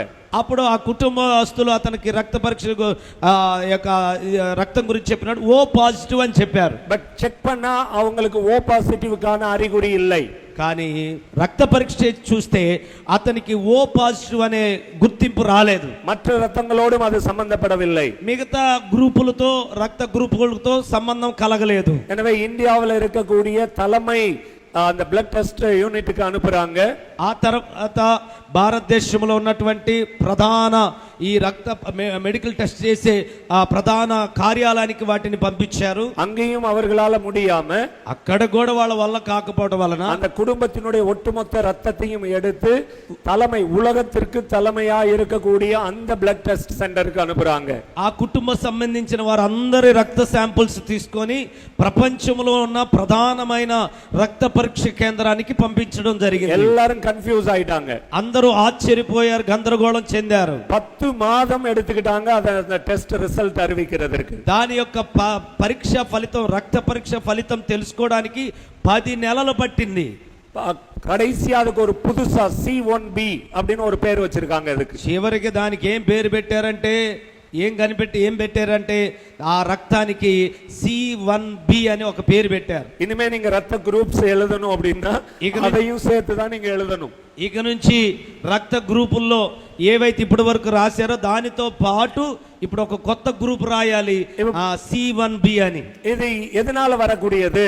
ఇది దేని వల్ల వచ్చేది? இந்த மாதிரி அசுத்த ஆவிகளின் மூலமாய் வரக்கூடிய முறைகேடு இது. ఇది దురాత్మల యొక్క కార్యాల వల్ల కలిగే క్రమమీరుదల. புரியுதா? అర్థమవుతుందండి?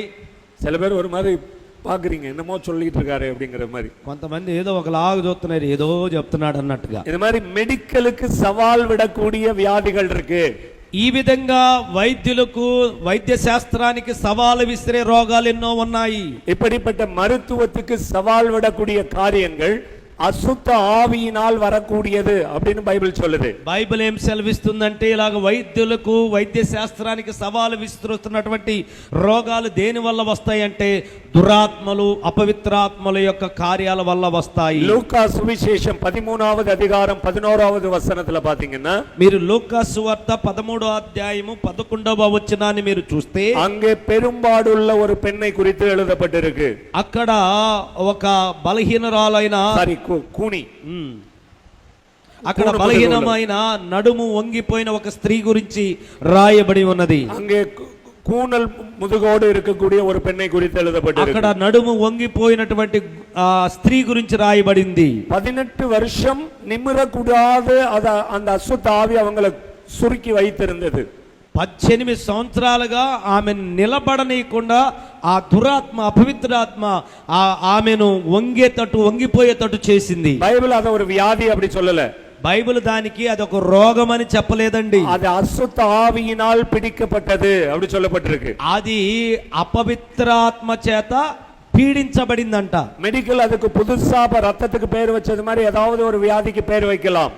ఇప్పుడు వైద్య శాస్త్రం వాళ్ళు అలా గూనిగా వంగిపోయే వాళ్ళని పరీక్షించి దానికి ఏదో ఒక కొత్త పేరు, రోగం అని ఏదో ఒకటి పెట్టుండొచ్చు. బైబిల్ అదకు అశుద్ధ ఆవి அப்படி சொல்லுது. కానీ దానికి బైబిల్ ఏం పేరు చెప్పింది? అపవిత్రాత్మ చేత దెయ్యము పట్టిన స్త్రీ అని రాయబడింది. అది మరి இந்த ఫిక్స్ వ్యాధి இருக்குல்ல, ఇప్పుడు చాంద్ర రోగం ఉంది కదండి, పిట్స్ రోగం. అది వ్యాధి இல்லை, అది ఆ వ్యాధి కాదు, అది అశుద్ధ ఆవి, అది దురాత్మ, అపవిత్రాత్మ. ஆமென் ஆமென். அசுத்த ஆவி அந்த மனிதனை விட்டு போன உடனே அது சுகமானதை வேதத்தில் எழுதப்பட்டிருக்கு. పరిశుద్ధ గ్రంథములో ఎప్పుడైతే ఆ వ్యక్తిలో ఉన్నటువంటి దురాత్మను, అపవిత్రాత్మను వెళ్ళగొట్టగానే ఆ వ్యాధి నుండి ఆమె బాగుపడినట్టు, ఆ వ్యక్తి బాగుపడినట్టు బైబిల్లో రాయబడి ఉన్నది. அந்த அசுத்த ஆவி அது தரத்தப்படுகிறதுக்கு முன்னாடி, ఆ దురాత్మ వెళ్ళగొట్టక మునుపు அந்த மனிதனுக்குள்ள, ఆ వ్యక్తి లోపల அந்த அசுத்த ஆவி இருந்துச்சு. ఆ అపవిత్రాత్మ ఉన్నది. அது சில நேரம் நீரிலும் சில நேரம் நெருப்பிலும் தள்ளுனுச்சு. ఆ అపవిత్రాత్మ ఏం చేస్తుందంటే ఆ వ్యక్తిని కొద్ది సమయంలో నీళ్ళల్లో పడేస్తుంది, కొన్ని సమయంలో అగ్నిలో పడేస్తున్నది. எந்த மருத்துவத்தினாலையும் அதை குணமாக்க முடியாததா இருந்துச்சு. ఏ వైద్యుల వలన బాగు చేయలేని పరిస్థితిలో ఆ వ్యక్తి ఉన్నాడు. புரியுதா? అర్థమవుతుందండి? அதை இயேசு கிட்ட கொண்டுட்டு வர்றாங்க. అప్పుడు యేసు క్రీస్తు దగ్గరికి తీసుకొని రావడం జరిగింది. యేసు క్రీస్తు அந்த வியாதியை குணமாக்கினார் அப்படி எழுதல. యేసు ఆ వ్యాధిని స్వస్థపరిచెను అని రాయబడి ఉండలేదు. அந்த அசுத்த ஆவியை அந்த మనిషిని விட்டு விரட்டுகிறார். ఆయనలో ఉన్నటువంటి ఆ దురాత్మను ఏం చేశాడు?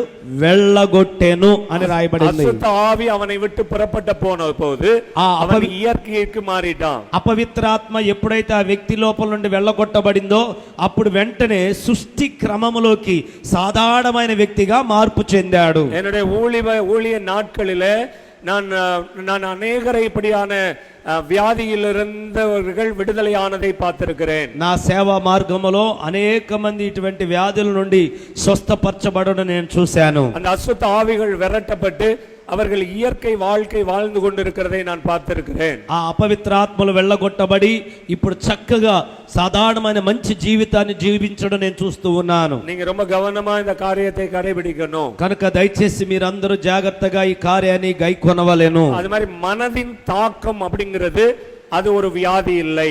అది మానసిక దాడి, మానసిక రోగం అని చెప్తాం కదా, అవి కూడా రోగాలు కాదు. நீங்கள் மருத்துவரிட்ட மனநல மருத்துவரிட்ட போனீங்கன்னா మానసిక వైద్యులు, మానసిక సంబంధమైన వైద్యుల దగ్గరికి మీరు వెళితే அதுக்கு நிறைய புது புது பெயர்கள் வச்சிருக்காங்க. ఈ మానసిక సంబంధమైన రోగాలకి రకరకాల పేర్లు పెట్టారు వాళ్ళు. பட் ஒருவர் கூட மருத்துவர்களால் குணமாக்கப்பட்டு முழுமையாய் குணமாக்கப்பட்டார்கள்ங்கிறதுக்கு ரெக்கார்டே கிடையாது. కానీ ఈ మానసిక రోగాలకి వ్యాధుల నుండి ఒక్క వ్యక్తి కూడా బాగుపడినట్టు వైద్య శాస్త్రములో ఎక్కడ కనపడదు. ఎందుకని? మనதை కట్టుపడుతుగిற అశుద్ధ ఆవి, మనస్సును బంధించే ఒక అపవిత్రాత్మది ஒரு மனிதனுக்குள்ள அல்லது மனுஷிக்குள்ள ఒక டிராமாட்டிக் எக்ஸ்பீரியன்ஸ் அப்படி சொல்லுவோம். அதிர்ச்சி காரியம் அவனுக்குள்ளே வந்தால், அவளுக்குள்ளே வந்தால், ఏదైనా ఒక పురుషుడో స్త్రీకో తన జీవితంలో ఒక భయంకరమైన ఊహించని ఆందోళనతో కూడిన భయంకరమైన సంఘటన ఏదైనా జరిగినప్పుడు அவர்கள் வாழ்க்கையில அந்த மாதிரி ஷாக் அண்ட் டிராமா மனாலமா ஒரு பகுதி சுத்தமா மறைக்கப்பட்டுரும். அதனால அவங்களுக்கு நிறைய பகுதி நினைவுக்கு வராது. அது அல்லது வழக்கத்துக்கு மாறான ஒரு மூளை வளர்ச்சி இல்லாதவங்க போல அவங்க நடந்து கொள்வாங்க. ఎప్పుడైతే ఆ షాకుకు గురవుతారో, ఆ భయపు ఆందోళనమైన కార్యానికి అదుర్చికి వాళ్ళు గురవుతారో, ఆ సమయంలో మెదడులో ఉన్నటువంటి ఒక భాగము అది బంధించబడి దానిలో ఉన్న విషయాలు మరుగైపోతాయి. అప్పుడు వారు ఏ విషయాన్ని కూడా జ్ఞాపకం తెచ్చుకోలేరు. அதுல ஒரு சிலர் இன்னும் கொஞ்சம் பயங்கரமாய் பாதிக்கப்பட்டவர்களை డాక్టర్సే సైకో அப்படி சொல்லிடுறாங்க. చివరికి కొంతమందిని అయితే ఇంకా మానసికంగా దాడి చేయబడి షాకుకు గురైన వాళ్ళని వైద్యులు ఇక ఏం చెప్తారంటే ఇతను ఒక సైకో అయిపోయాడు అని అంటారు. புரியுதா? అర్థమవుతుందండి? అశుద్ధ ఆవినాల కట్టుబడుతపట్టు అంటే వారు అపవిత్రాత్మ చేత వాళ్ళు బంధించబడి அவங்க சுய அறிவை இழந்துருவாங்க. వారు స్వయ ఆలోచన విధానాన్ని పోగొట్టుకుంటారు. அவங்களுக்குள்ள உள்ள అశుద్ధ ఆవి அந்த మనిదర్களை ఇయక ఆరంభించరు. అప్పటి నుండి వారిలో పనిచేస్తున్నటువంటి అపవిత్రాత్మ యొక్క ఆలోచనే దాని యొక్క స్వాధీనములోనే వారు బ్రతుకుతూ ఉంటారు. మరుత్వத்தில் இருக்கிற ஒரே ஒரு மருந்து தூக்க மருந்து மட்டும்தான். వైద్యములో ఇటువంటి మానసిక వైద్య శాస్త్రంలో ఉన్న ఒకే ఒక ఔషధం మందేందై అంటే నిద్ర మాత్ర. పురియుదా? అది ஒரு విధமான போதை தான். అది కూడా ఒకలాంటి మత్తు పదార్థం. புரியுதா உங்களுக்கு? నేను చెప్పేది మీకు అర్థమవుతుందండి? ఆమేన్ ఆమేన్. ఎందుకు? அவங்களுக்கு வேற வழி இல்ல, వాళ్ళకి వేరే మార్గం లేదు. அதிகமாய் ஆல்கஹால குடிச்சிட்டு அப்படியே படுத்து தூங்கிடுறாங்கல்ல, அந்த மாதிரி ஒரு தூக்க மாத்திரைகளை மருந்துகளை கொடுத்து அவங்களை தூங்க வச்சிருவாங்க. ఏం చేస్తారు తెలుసా? ఈ మానసిక సంబంధమైన రోగులకి వాళ్ళు ఎలాగైతే ఒక వ్యక్తి ఫుల్లుగా దాగి మత్తులో పడిపోయి ఉంటారో అలాగే ఆ మత్తుకు పడిపోయి అన్ని మర్చిపోయేటట్టు ఇలాంటి మానసిక రోగులకు కూడా ఆ యొక్క నిద్ర మాత్రలు ఇచ్చి వాళ్ళు పడుకునేటట్టు చేస్తారు. அதுல நிறைய ஆல்பமின், டோபமின் அப்படின்னு நிறைய மருந்துகள் இருக்கு அந்த கலவையில. ఆ షాపుల్లో వాటికి రకరకాల మందులు ఉన్నాయి. ఆ మందులను ఉపయోగించి వాళ్ళని నిద్రపోయేటట్టు చేస్తారు. அது ஒரு விதமான, அதாவது தன்னுடைய சுய நினைவை கட்டுப்படுத்த, மூளையினுடைய செயல்பாட்டை தடுத்து అది அப்படியே అమర பண்ணுகிற வேலையை செய்யும் அந்த మருந்து. ఆ మందులు వేసుకోవడం వల్ల ఏమైందంటే వాళ్ళు ఇక ఆ మానసికమైన ఆలోచనలు రాకుండా ఆ మనసుని అలాగా మత్తులోకి తీసుకెళ్ళిపోయి నిద్రపోయేటట్టు ఇక ఆలోచింపనీయకుండా ఆ టాబ్లెట్ల ద్వారా వాళ్ళని నిద్రపుచ్చుతారు. ஒருவேளை நீங்கள் இங்க அப்படி யாராவது மருந்து எடுக்கிறவர்கள் அப்படி அடிமைத்தனத்துல இருந்தீங்கன்னா கர்த்தர் உங்களையும் விடுவிக்க விரும்புகிறார். అలాగే ఇక్కడ ఎవరైనా నిద్ర మాత్రలు తీసుకుంటూ లేదా మత్తు కార్యాలు ఔషధాలు తీసుకుంటున్న వారు ఎవరైనా ఉన్నట్లయితే ఈరోజు దేవుడు మీకు ఆ సమస్య నుండి మీకు కూడా విడుదల ఇవ్వబోతున్నాడు. உங்க வாழ்க்கையில இருக்கிற குற்ற உணர்வுகள், ஷாக் அண்ட் டிராமாஸ் போன்ற நிகழ்வுகளிலிருந்து நீங்கள் விடுதலையாக தேவனிடத்தில் அறிக்கை செய்தால் உங்களை கர்த்தர் விடுதலையாக்க ரெடியா இருக்கிறாரு. మీ జీవితంలో ఉన్న నేరస్థాపన మనస్సాక్షి నుండి అలాగే ఇలాగ షాకుకు గురయ్యి భయంకరమైన ఊహించని ఆందోళనతో కూడిన కార్యాలు జరిగినవి మీలో ఉంటే వాటిని ఒప్పుకొని దాన్ని క్షమించి దేవుని దగ్గర ఒప్పుకున్నట్లయితే వాటి నుండి ప్రభు విడుదల చేయడానికి సిద్ధంగా ఉన్నాడు. இப்படி பல விதமான பிரச்சனைகள் மனுஷனுக்குள்ள இருக்குது. ఇలాంటి అనేక రకాల సమస్యలు మనిషిలో ఉన్నవి. ஒரு మనిషినుకుள்ள అశుద్ధ ఆవి வருகிற போது, ఒక మనిషి లోపలికి అపవిత్రాత్మ వచ్చినప్పుడు என்னென்ன காரியங்களை செய்ய முடியும், ఏ ఏ కార్యాలు చేయగలడు, அதுக்கடுத்து బైబిల్ சொல்லுது. దాని తర్వాత బైబిల్ చెప్తుంది అశుద్ధ ఆవి ஒரு மனிதனுக்குள்ள வரும்போது, అపవిత్రాత్మ ఒక మనిషి లోపలికి వచ్చినప్పుడు அவங்களை அழிக்கிறதற்கும் அவங்கள கொல்றதுக்கும் அன்றி வேற எதற்கும் வருகிறது இல்லை అని சொல்லியிருக்கு. బైబిల్ ఏం చెప్తుంది? ఆ అపవిత్రాత్మ వచ్చి ఆ వ్యక్తిని ఏం చేస్తుంది? నాశనము చేయుటకును, హత్య చేయుటకును, పాడు చేయడానికి తప్ప మరి దేనికి రాదు. ఆండవర్ உங்களை உண்டாக்கும் போது நல்லவர்களாய் உண்டாக்கி இருக்கிறார். ఏమండి, దేవుడు మిమ్మల్ని సృష్టించినప్పుడు మంచివారిగా దేవుడు సృష్టించాడు. దేవునుடைய படைப்புல நீங்களும் நானும் நல்ல மனிதர்களாய் మనిషిగలాய் உண்டாக்கப்பட்டிருக்கிறோம். దేవుని యొక్క సృష్టిలో ఆ యొక్క పురుషుడైనా స్త్రీ అయినా ప్రతి ఒక్కరిని మనలను దేవుడు ఒక మంచి వ్యక్తులుగా మానవులుగా దేవుడు సృష్టించాడు. ఏదో ஒரு విధத்துல అశుద్ధ ఆవికి ఇடம் கொடுத்ததுனால, ఏదో ఒక భాగములో మనం అపవిత్రాత్మలకు దురాత్మలకు చోటు ఇవ్వడం వలన அந்த అశుద్ధ ఆవి కంట్రోల్ பண்ணி தேவனுடைய గుణத்திலிருந்து நம்மை விலக்கி கொண்டிருக்கிறது. అప్పుడు ఆ దురాత్మలు లోపలికి వచ్చేసి దేవుని యొక్క దైవ గుణాల నుంచి మనల్ని ఏం చేసింది? అది దూరంగా తీసుకెళ్లిపోయింది. நல்லா கவனிக்கிறீங்களா? మంచిగా గమనిస్తున్నారండి? ఆమేన్, ఆమేన్. இதிலிருந்து விடுதலை ஆக்குகிறது தேவனுடைய விருப்பம். దీని నుండి విడుదల చేయటమే దేవుని యొక్క ఇష్టమైన కార్యం. நீங்க அதுக்கு வேற வேற பேர் வச்சிருக்கலாம். மனநல மருத்துவம் சொல்லிருக்கலாம், செய்வினை, சூனியம், మంత్రం, என்ன வேணாலும் நீங்க சொல்லலாம். మీరు రకరకాల పేర్లు పెట్టుకొని దానికి నాకు ఇలా చేతబడి చేశారు, జ్యోతిష్యం చేశారు, మంత్రం చేశారు, అది చేశారు, ఇది చేశారని మీరు రకరకాల పేర్లు ఏదో చెప్పుతూ ఉండొచ్చు. நீங்களே ஒரு பேர் அவங்களுக்கு సైకో அப்படின்னு கூட வச்சுட்டு விட்டுறலாம். ఒకవేళ వైద్యులు చెప్పినట్టు సైకో అన్నట్టుగా మీరే ఒక పేరు పెట్టి ఉండొచ్చు. சில பெற்றோர்களே தன்மை என் புள்ள அடங்காது, அது அடங்காதது அப்படி சொல்லிடுவாங்க. కొంతమంది తల్లిదండ్రులే తమ స్వయంగా వాళ్ళ నోడితే ఈ బిడ్డ అసలు లోబడదు, ఈ బిడ్డకి ఇంతే, మూర్ఖుడు మూర్ఖురాలని వాళ్లే ఒక పేరు పెట్టేసుకుంటారు. நீங்கள் இப்படி அடங்காம இருக்கிறதோ, கீழ்ப்படியாம இருக்கிறதோ, அல்லது ஒரு முறையான வாழ்க்கை வாழாம இருக்கிறதோ அது உங்க பிரச்சனை இல்ல, நீங்க சாத்தானுக்கு அனுமதித்ததுனால வந்த பிரச்சனை. ఇప్పుడు నీవైనా నీ పిల్లలైనా వారు అణచబడకుండా స్వాధీనపరచబడకుండా క్రమంగా ఉండకపోవడానికి కారణము అది వాళ్ళలో నీవో కాదు, కానీ ఒక దురాత్మలకు వారు చోటు ఇవ్వడం ద్వారా వాళ్ళ స్వభావాలు మారిపోయాయి. இந்த స్వభావங்கள் మారుகிறது, వాలంటరీగా இருக்கலாம், ఇన్వాలంటరీగా இருக்கலாம். ఈ గుణం మారడం అనేది, ఈ స్వభావాలు మారిపోవడానికి కారణం స్వయంగా చేసిన కార్యాలై ఉండొచ్చు, లేదా ఇతరుల వలన జరిగిన కార్యాలై ఉండొచ్చు. நீங்கள் அசுத்த ஆவிக்கு இடம் கொடுத்ததன் மூலம் இந்த அசுத்த ஆவி உங்களுக்குள்ள வந்திருக்கலாம். మీరు అపవిత్రాత్మలకు చోటు ఇవ్వడం వలన ఇటువంటి అపవిత్రాత్మలు మీ లోపలకు వచ్చి మీ గుణాల్ని స్వభావాన్ని మార్చి ఉండొచ్చు. புரியுதா? అర్థమవుతుందండి? சில நேரங்கள்ல కొన్ని సమయాలలో உங்க தலைமுறையினர் மூலமாய் அந்த அசுத்த ஆவி வந்திருக்கலாம்னு பைபிள் சொல்லுது. బైబిల్ ఏం చెప్తుందంటే కొన్నిసార్లు వంశపారంపర్యముగా మనలోకి దురాత్మలు వస్తాయని బైబిల్ చెప్తుంది.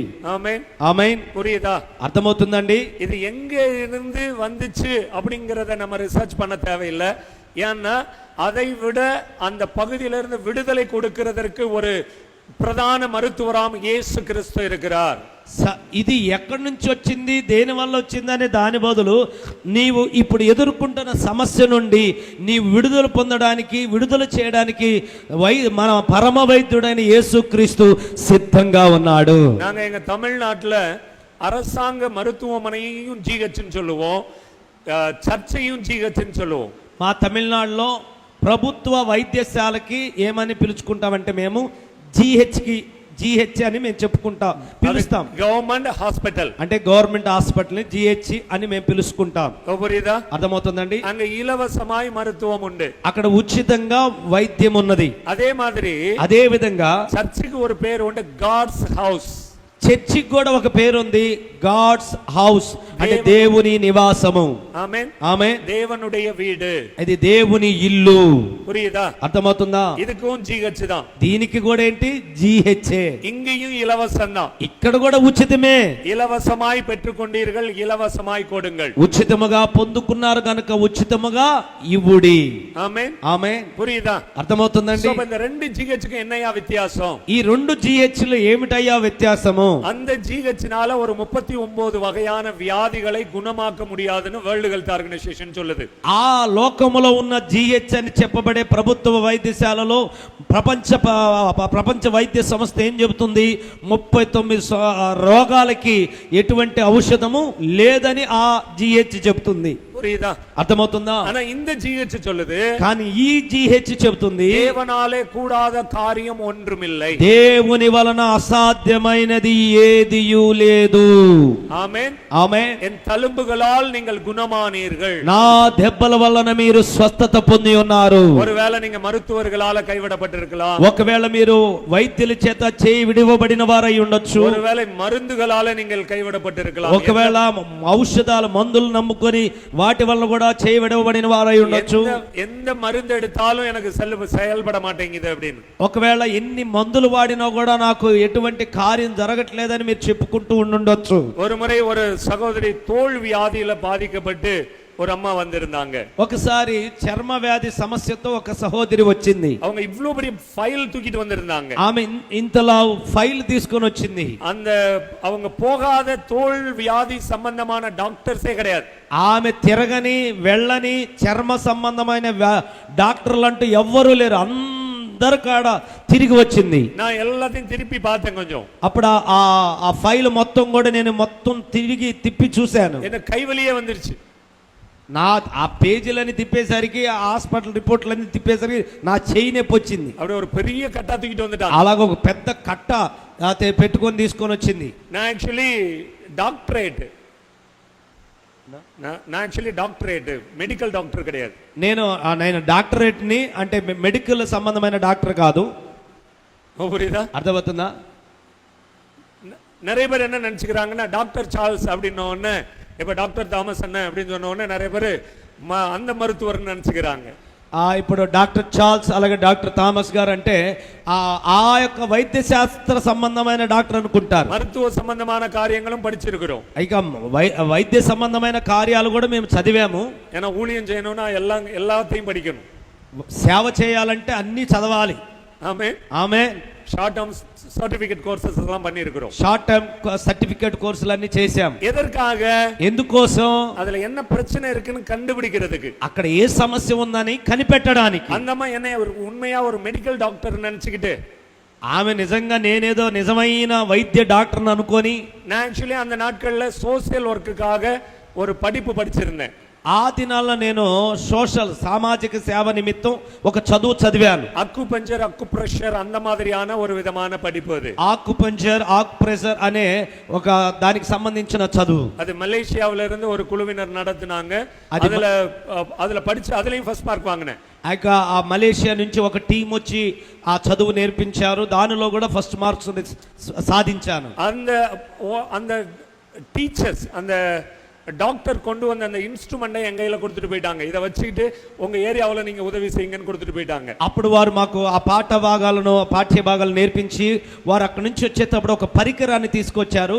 వాళ్ళు తిరిగి వెళ్ళేటప్పుడు ఆ పరికరాన్ని మాకిచ్చి మీ ప్రాంతంలో దీన్ని వాడి వైద్యం చేయండి అని చెప్పారు. நான் அத கொஞ்ச நாள் இந்த மருத்துவ முகாம்கள் நடத்துகிறதுக்கு மற்ற காரியங்களுக்கு பயன்படுத்தி அங்கங்க மருத்துவ முகாம்கள் மாதிரி நடத்தினோம். అప్పుడే ఈ యొక్క ఉచిత వైద్య సేవలు ఇలాంటి కార్యక్రమాలు అక్కడక్కడ మేము వాటిని ఉపయోగించి అక్కడక్కడ ఏర్పాటు చేయడం జరిగింది. அதோட மற்ற டாக்டர்களை இணைத்து கொண்டு நாங்க அப்படி செய்வோம். మాతో పాటు మిగతా డాక్టర్స్ ను కూడా సమకూర్చుకొని ఉచిత వైద్య సేవలు ఏర్పాటు చేసేవాళ్ళం. அதனால நம்ம அந்த ఫైల్ தூக்கிட்டு எங்க வீட்டுக்கு வந்துட்டாங்க. అందువల్ల ఆమె ఏం చేసింది, ఆ పెద్ద ఫైల్ మొత్తం వైద్యుల హాస్పిటల్ రిపోర్ట్లు అన్ని తీసుకొని వచ్చింది. நானும் டாக்டர் பாக்குறது மாதிரி பார்த்துட்டு, నేను కూడా డాక్టర్ గారు చూసిన మొత్తం పేజీలన్నీ చూసి ஒரு ஃபார்மாலிட்டிக்கு அவங்களுக்கு ஒரு மெடிசன் கொடுத்துட்டு అప్పుడు ఒక ఫార్మాలిటీకి ఆ ఊరికి ఒక పేపర్ మీద మందులు రాసి, என்ன விட பெரிய டாக்டர் ஒருத்தர் இருக்கிறாரு, అమ్మా నాకంటే పెద్ద డాక్టర్ ఉన్నాడు, அவர் பேரு இயேசு, ఆయన పేరు యేసు, இந்த மருந்தை சாப்பிடும் போது இயேசுன்னு சொல்லிக்கிட்டு சாப்பிடுங்கன்னு சொல்லிட்டேன். ఇప్పుడు ఈ మందులు వేసుకున్నప్పుడల్లా యేసు యేసు అనుకుంటా వేసుకోమన్నాను. மாத்திரை எடுத்துக்கிட்டு ஒரு 20 முறை இயேசுன்னு சொல்லிட்டு தான் மாத்திரை உள்ள போடணும். ఇక ఆ మందు వేసుకునేటప్పుడు ముందు 20 సార్లు యేసు అని చెప్పి ఆ మందులు వేసుకో అన్నా. 2 நாள் தான், 2 రోజులు சுகமாயிருச்சு அந்த அம்மா. ఆమె బాగుపడింది. புரியுதா? అర్థమవుతుందా? இவ்வளவு பெரிய ஃபைல், ఇంత పెద్ద ఫైలు, ஒரு பெரிய பாக்ஸ் நிறைய மாத்திரை எடுத்துட்டு வந்திருந்துச்சு. ఒక పెద్ద బాక్స్ నిండా మందులు వేసుకొని వచ్చింది. இப்ப புரியுதா? అర్థమవుతుంది ఇప్పుడు? அங்க இருந்த பிரச்சனை வந்து மருத்துவ பிரச்சனை இல்ல, ఇప్పుడు ఆమెకున్న సమస్య వచ్చేసి వైద్య సంబంధమైన సమస్య కాదు. அங்க இருந்த பிரச்சனை அசுத்த ஆவி பிரச்சனை. అక్కడున్న సమస్య ఏంది అంటే ఆమెలో ఉన్న అపవిత్రాత్మ. அவங்க ரட்சிக்கப்படாதவங்க, ఆమె ఇంకా రక్షణలోకి రాని ఆమె. இப்ப உங்களுக்கு நாங்க பிரசங்கம் பண்றது மாதிரி டீச் பண்றது மாதிரி பண்ண முடியாது. ఇప్పుడు మీకు ఇవన్నీ విషయాలు చెప్పినట్టు ఆ రక్షణ లేని వ్యక్తికి ఇవన్నీ బోధించలేము. அவங்க స్టైల్లో நான் சொன்னேன், ఆమె యొక్క స్టైల్లో ఆమెకు అర్థమయ్యే విధానంలో చెప్పాం. சில பேர் சொல்லுவாங்கல்ல 7 வாரம் நேர்த்தி கடன் வச்சுக்கிட்டு வா சர்ச்சுக்கு சரியா போயிடும் அப்படிம்பாங்க. కొన్నిసార్లు చెప్తారు 7 వారాలు ఉపవాసం ఉండరండి, ఇలా చెప్తూ ఉంటారు కదా, ఆ విధంగా. புரியுதா? అర్థమవుతుందా? ஏன்னா அவங்களுக்கு இது இப்படின்னு எடுத்த உடனே பைபிள் வசனம் சொல்லுது இப்படி சொல்லுதுன்னா அவங்களுக்கு புரியாது. వాళ్ళకు కొత్తగా వచ్చే వాళ్ళకి ఇదిగో బైబిల్ ఇలా చెబుతుంది అలా చెబుతుంది అలా చెబుతుంది ఇలా చెబుతుంటే ఏమీ ఎక్కదు వాళ్ళకి. సో అశుద్ధ ఆవి என்பதை கண்டுபிடிக்கிறதுக்கு தான் கர்த்தர் நமக்கு இந்த காரியத்தை சொல்லி கொடுத்திருக்கிறார். కనుక అపవిత్రాత్మలను కనిపెట్టుట కొరకే దేవుడు ఇటువంటి కార్యాలు మనకు తెలియజేస్తూ ఉన్నాడు. సుగమాக்குறதுக்கு యేసు, స్వస్థపరచుటకు యేసు. యేసుங்கிற பேரை நீங்க சொன்னீங்கனாவே, యేసు అనే నామము మీరు చెప్పారంటేనే உங்களுக்குள்ள இருக்கிற அசுத்த ஆவி அமைதி ஆயிடும். నీలో ఉన్న దురాత్మ అలా మౌనం అయిపోద్ది. ஏன்னா அங்க ஃபர்ஸ்ட் எய்ட் பண்ணியாச்சு, ఎందుకంటే ప్రథమ చికిత్స చేసేసాం కాబట్టి. ఆమేన్. ఆమేన్. இப்ப சொல்ற புரியுதா? నేను చెప్పేది అర్థమవుతుందా? முதல் உதவி பண்ணியாச்சு, ప్రథమ చికిత్స చేసేసాం. நேற்று பாத்தீங்கன்னா நீங்க கிளாஸ்ல உட்கார்ந்திருக்கும் போது ஒரு மாதிரி கச்சமச்சான உட்கார்ந்திருந்தீங்க. నిన్నటి దినాన క్లాసులో మేము చెప్తున్నప్పుడు అందరు కూడా ఎలా కూర్చున్నారు, గజగజ గజగజగా కూర్చున్నారు. அப்படியே உங்களுக்குள்ளேயே திரும்பி என்னென்னமோலாம் பேசிக்கிட்டுலாம் இருந்தீங்க. కొంతమంది అయితే లోపలే మాట్లాడుకుంటూ కూర్చున్నారు. நேத்து ஒரு ஃபர்ஸ்ட் எய்ட் விடுதலை பண்ணியாச்சு, నిన్న ఒక ప్రథమ చికిత్స లాంటి ఒక విడుదల చేశాం. ஆமென். ఆమె. இப்போ என்ன நடந்துச்சு?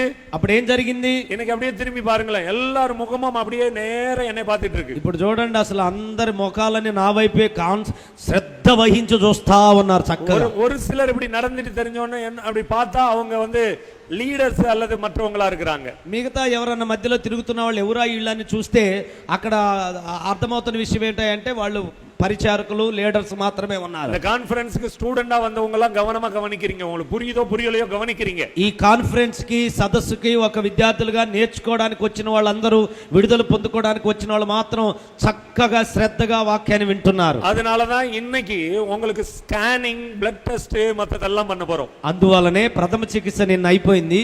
ఈ రోజు మీకు ఎక్స్రే, స్కానింగ్, రక్త పరీక్ష అన్ని చేయబోతున్నాం. புரியுதா? అర్థమవుతుందా? இப்போ உங்க స్టైల్లో சொல்லணும்ல, உங்களுக்கு புரியணும்ல. நான் பாட்டுல ஏதாவது சொல்லிட்டு இருந்தேன், என்ன பண்றது? మీకు అర్థమయ్యే విధానంలో చెప్పాలి కదా. నా పాటికి నేను ఏదో ఒకటి చెప్పాను అనుకో. இப்போ ஒரு హాస్పిటల్ పోయి అడ్మిట్ பண்ண உடனே, ఉదాహరణకి ఒక హాస్పిటల్ తీసుకెళ్లి అడ్మిట్ చేయగానే எனக்கு వயிறு వలికిందని சொல்றீங்கன்னு வைங்க. ఉదాహరణకి నా కడుపులో నొప్పిగా ఉందండి అని చెప్పారు. ఆపరేషన్ థియేటర్ கொண்டு పో. వెంటనే డాక్టర్ తీసుకెళ్లి ఆపరేషన్ థియేటర్కి తీసుకెళ్ళండిరా అంటారా? అరుతు ఉள்ள என்ன பிரச்சனைன்னு చెక్ பண்ணுவோன்னு சொல்றாங்களா? అలా లోపలికి తీసుకెళ్లి వెంటనే చెక్ చేస్తారా? உடனே ஒரு ஆபரேஷன் பண்ணி, వెంటనే ఆపరేషన్ చేసి உள்ள ஓபன் பண்ணி లోపల తెరిచి ஏன் வயித்தை வலிக்குது, అసలు ఎందుకు కడుపులో నొప్పి వస్తుంది, உள்ள கல் இருக்கா, மண் இருக்கா, எதுவும் இரும்பு எதையும் முழுங்கி வச்சிருக்கீங்களா பாக்குறாங்க. లోపల ఏమైనా రాయి ఉందా, పెన్ను ఉందా, ఏముంది, ఏం మింగింది అని ఏమైనా పరీక్ష చేస్తున్నారా? உடனே என்ன பண்ணுவாங்க? ఫస్ట్ ఏం చేస్తారు చెప్పండి? ఎక్స్రే, స్కానింగ్, టెస్ట్, రక్త పరీక్ష, యూరిన్ టెస్ట్, அதெல்லாம் పరీక్ష பண்றாங்களா? చేస్తున్నారా లేదండి? ఆమేన్. ఆమేన్.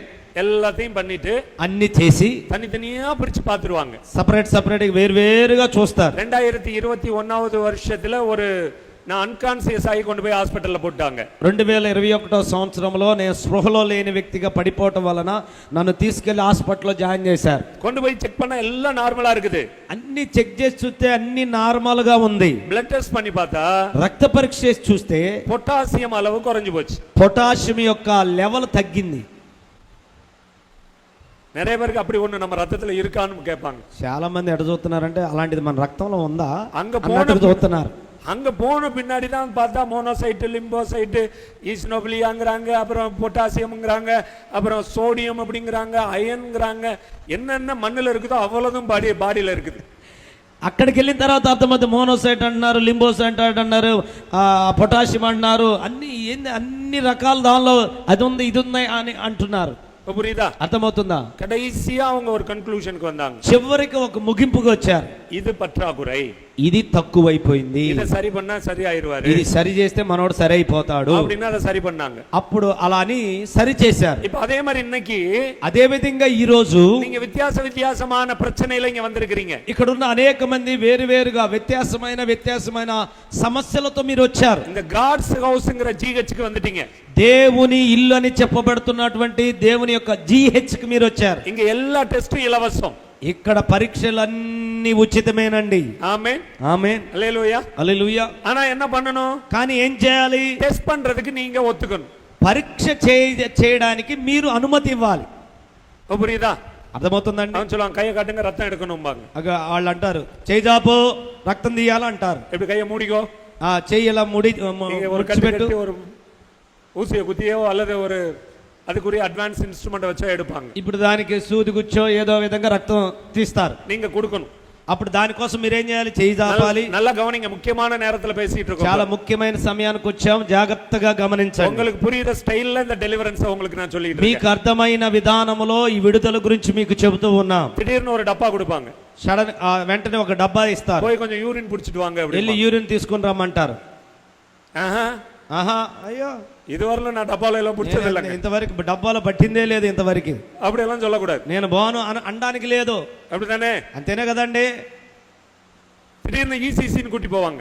సడన్ గా ఈసీజీకి పంపిస్తారు. சட்டையெல்லாம் உத்துருவாங்க, షర్ట్ అంతా తీసేస్తారు, அங்கங்க என்னமோ ஒட்டி விடுவாங்க, అక్కడక్కడ ఏదో అతికిచ్చేస్తారు. அது வரல கீன்னு கத்திக்கிட்டு இருக்கும். దానికి ఆ పరికరం ఏమో టింగ్ టింగ్ టింగ్ అని అరుస్తా நீங்க ఉంటాం. ஆசையாம அப்படியே படுத்துக்கணும். మనం అదే ఆమె చెప్పేదాకా అట్టాగే పడుకొని ఉండాలి. நான் படுக்க விட மாட்டேன், சட்டையெல்லாம் கழட்டவே மாட்டேன் அப்படிலாம் சொல்ல முடியாது. అక్కడికి వెళ్ళి అమ్మో నేను ఆ సొక్కా తీసిందే లేదు ఇంతవరకు చరిత్రలో, నేను మాత్రం సొక్కా తీన అనడానికి లేదు. புரியுதா? అర్థమవుతుందా?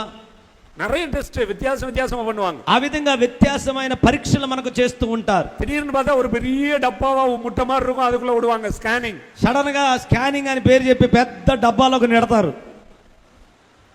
அதுல போட்டிருக்க தோடு நகை எல்லாத்தையும் கழட்டிடுவாங்க, இரும்பு மெட்டல் సంబంధமான எல்லாத்தையும் எடுத்துருவாங்க. దానిలో పంపించేటప్పుడేమో చేతికి పెట్టుకుని ఉంగరాలు ఐరన్ ఏమి ఉంటాయి మొత్తం పిన్నిస్తో సహా మొత్తం తీసి పక్కన పడేస్తారు. அந்த மிஷின் ஆன்ல இருக்கையில மெட்டல் ரிலேட்டடான எதுவுமே అங்க இருக்க కూடாது. ఆ మిషన్ ఆన్ అయి ఉన్నప్పుడు మెటల్ కి సంబంధించిన ఏది ఉండడానికి లేదు శరీరం మీద. இப்ப ரீசెంటా ஒரு பாட்டிக்கு உடம்பு சரியில்லை. ఓకే, రీసెంట్ గా ఒక ముసలామికి సరిగా లేదు. அவங்க உடம்பு சரியில்லை, அவங்க வீட்டுக்காரர் வயசானவர் அவரை கூப்பிட்டுக்கிட்டு போயிருக்கிறார். ఇక ఆయన ఇంటి యజమానుడు కొంచెం ముసలాయన, ఆయన ఆమె కోసం ఆమెను తీసుకొని వెళ్ళాడు. புரியுதா? இப்ப அந்த అమ్మ பயந்துகிட்டு எங்க வீட்டுக்காரர் உள்ள வர சொல்லிருங்க அப்படின்னுச்சு. అప్పుడు ఆమె ఏం చేసింది? నాకు చాలా భయం అండి, మా ఆయన్ని లోపలికి రమ్మన్నానండి అని పిలిపించింది. சரின்ட்டு அந்த నర్సుம் அவரை చెక్ பண்ணாம உள்ள கூப்பிட்டுட்டாங்க. ఇప్పుడు ఏం జరిగింది? అక్కడ లోపల పిలిచి ఆమె ఆయనకి ఏమేమి ఉన్నాయి చెక్ చేయకుండా సరే రమ్మను అని చెప్పి అంతే పిలిచారు. அவர் தங்க பல்லு கட்டி இருந்திருக்கிறார், గోల్డ్ టీత్. ఆ ముసలాయనకి బంగారపు దంతం ఉందంట. క్లిప్ எல்லாம் போட்டு பல்லு கட்டி இருந்திருக்காரு. క్లిప్ అంతా పెట్టి అతనికి బంగారపు దంతం పెట్టుకున్న ముసలాయన అంట. அந்த మిషన్ அவரை உள்ள இழுத்து సాగడిச்சிருச்சு. ఇక ఎప్పుడైతే మిషన్ ఆన్ చేయగానే ఆ ముసలాయన్ని లోపలికి లాక్కొచ్చి అది ఆకర్షణ లాక్కొని వెళ్ళి అతను చంపేసింది. స్కాన్ பண்ண పోన అమ్మ పడుతు கிடக்கு. స్కానింగ్ చేసుకున్నానేమో బాగానే పడుకోనే ఉంది. అది ఉదవికి బాక పోనవరు ఉள்ள ఇழுத்து సాగడిச்சிருச்சு. సహాయం చేద్దాం ఊరికే ధైర్యం కోసం అని వెళ్ళిన ఆయన్ని ఆ మిషన్ లాగేసి చంపేసింది. புரியுதா? అర్థమవుతుందా? సో அப்ப ప్రాపర్ టెస్ట్ பண்ணி தான் அதுக்கு உள்ள காரியத்திற்குள்ள கொண்டு போகணும். అందుకే సరైన విధానంలో సిద్ధపాటుతో మంచిగా కరెక్ట్ గా పరీక్షిస్తే దాని కార్యాలు జరుగుతాయి. ఇప్పుడు இந்த బైబిల్ தான் స్కానింగ్ మిషన్. ఇప్పుడు మనందరికి ఏదయ్యా స్కానింగ్ మిషన్ అంటే బైబిలు. ఆమేన్ ఆమేన్. இத வச்சு தான் காலையில இருந்து ஸ்கான் பண்ணிட்டு இருக்கோம். உங்களுக்கு கோபம் இருக்குதா? దీనితోనే ఉదయం నుంచి మిమ్మల్ని స్కానింగ్ చేస్తా వస్తున్నాం. కోపం ఉందా, பயம் இருக்கா, భయం ఉందా, இச்சை பிரச்சனை இருக்குதா, మోహపు కామ ఆలోచన ఉన్నాయా, போதை பொருள் பிரச்சனை இருக்கா, మత్తు పదార్థ అలవాటు ఉందా, விக்கிரக ఆరాధన பிரச்சனை இருக்கா, విగ్రహారాధన సమస్య ఉందా, ஏதாவது பிசிக்கலா வியாதி இருக்கா, ఏదైనా శారీరకమైన రోగం ఉందా, மரித்தோர் வணக்கம் இருக்கா, ఇక వైద్య సంబంధమైన సమస్యలు ఉన్నాయా அப்படின்னு ఒவ்வொన్నా చెక్ பண்ணிட்டு இருக்கோம். అన్ని అలాగా పరీక్షించుకుంటూ వస్తున్నాం. చెక్ பண்ணாம விட்டோம்னு வைங்களேன், చెక్ చేయకుండా వదిలేసామనుకోండి, மிஷின் உள்ள இழுத்தது மாதிரி இழுத்துரும். ఇక మిషన్ గాని లాక్కున్నట్టు ఇవి కూడా లాక్కుంటాయి అన్నమాట. ஒரு அசுத்த ஆவி ஒரு மனிதனை விட்டு போகும்போது, ఒక అపవిత్ర ఆత్మ ఒక మనిషిని విడిచిపెట్టి వెళ్ళేటప్పుడు முறையான அறிக்கை செய்யணும். ఆ అపవిత్ర ఆత్మ వెళ్ళాలంటే క్రమమైన విధానంలో సరిగ్గా ఒప్పుకోవాలి. ஆமே, இப்ப புரியுதா? இப்ப போனோன்னு டாக்டர் கேட்பாங்க, உங்களுக்கு ஏதாவது ஒரு அலர்ஜி இருக்கா? అందుకే మనం వెళ్ళగానే డాక్టర్ గారు అడుగుతారు, అమ్మా నీకేమైనా ఎలర్జీ సమస్య ఉందా? நீங்க అలర్జీ இருக்குன்னு சொன்னா வேற ஏதாவது பண்ணிடுவாங்களோன்னு சொல்லிட்டு இல்ல సార్ அப்படின்னு நீங்க என்ன பண்ணுவாங்க? ఇప్పుడు మీరు ఎలర్జీ ఉందనగానే ఏమైనా ఇంకోటి ఏదైనా చేస్తాడేమో, ఇంకో ఆపరేషన్ అది ఇది అంటాడేమో, మనం భయపడి వెంటనే అదే అయ్యేమి లేవండి, అయ్యేమి లేవు. அவங்க ஏதாவது ஒரு மருந்தை போட்டு అప్పుడు వెంటనే ఆయన ఏదన్నా ఒక మందు ఇంజెక్షన్ ఎక్కించి அவங்க மூஞ்சி கிஞ்செல்லாம் வீங்கி అప్పుడు తర్వాత ముఖం అంతా చర్మం అంతా వాసిపోయి சில பேர் செத்தே போயிடுவாங்க. కొంతమంది చనిపోవడం కూడా జరుగుతుంది. அதனால பாத்தீங்கன்னா స్కిన్ல ஒரு சின்ன టెస్ట్ ஊசி ஒன்னு போடுவாங்க. అందుకోసమే ముందుగా ఏం చేస్తారంటే ఆ చర్మంలో ఒక టెస్ట్ కోసం ఒక ఇంజెక్షన్ చేస్తారు. போட்டு அப்படியே ஒரு வட்டம் போட்டு வச்சிருவாங்க, பேனாவால ஒரு கோடு போட்டு வச்சிருவாங்க. అలా టెస్ట్ చేసిన తర్వాత వాళ్ళు దానిపైన ఒక రౌండ్ గా గీత గీస్తారు. ஒரு 1 மணி நேரமோ 2 மணி நேரమో அங்க போய் உட்கார சொல்லிடுவாங்க. ఒక గంట 2 గంటలు వెళ్ళి కూర్చోమంటారు పక్కన. அங்க அரிப்பு வருதா, అక్కడ ఏమైనా గులపడుతుందా, வீங்குதா, వాపు వస్తుందా, அப்படிலாம் చెక్ பண்ணி பாப்பாங்க. అన్ని ముందుగా కొద్దిగా పరీక్షించి చూస్తారు. இப்படி ఎல்லாம் பாத்துర్కீங்களா நீங்க? ఇలా ఎప్పుడైనా చూసారా ఇలాంటి? ஏன்னா சில பேருக்கு சொல்ல தெரியாது, ఎందుకంటే కొంతమందికి అది చెప్పడం రాదు, அல்லது அவங்க டெஸ்டே பண்ணிருக்க மாட்டாங்க அதுக்கு முன்னாடி. అంతకుముందు వాళ్ళు అసలు అలాంటి పరీక్షలు కూడా చూసి ఉండరు. போனவன கேட்பாங்க சுகர் இருக்காமா அப்படின்னு. వెంటనే ఆ డాక్టర్ గారు ఎలాగానే చెబుతారు, అమ్మా నీకు షుగర్ ఉందా అని అడుగుతారు. ஒரு అమ్మ சொன்னிச்சு, எங்க கிச்சன்ல 5 கிலோ வாங்கி வச்சிருக்கேன். ఒక ఆమె అంది, నా కిచెన్ గదిలో ఒక 5 కేజీలు బాగుందయ్యా షుగర్ ఉందా అంది. அந்த அம்மாவுக்கு யாரோ சக்கரை வியாதின்னு சொல்லி இருக்கிறாங்க, ஆனா షుగర్ని சொல்லல. ఆమెకి నీకు చక్కెర రోగం ఉంది అన్నారు కానీ షుగర్ రోగం ఉందని చెప్పలేదంట. சர்க்கரைன்னு கேட்டிருந்தா நம்ம சொல்லியிருக்கோம். ఆమెని డాక్టర్ గారు నీకు చక్కెర రోగం ఉందా అని అడిగితే ఆమె చెప్పేది జవాబు.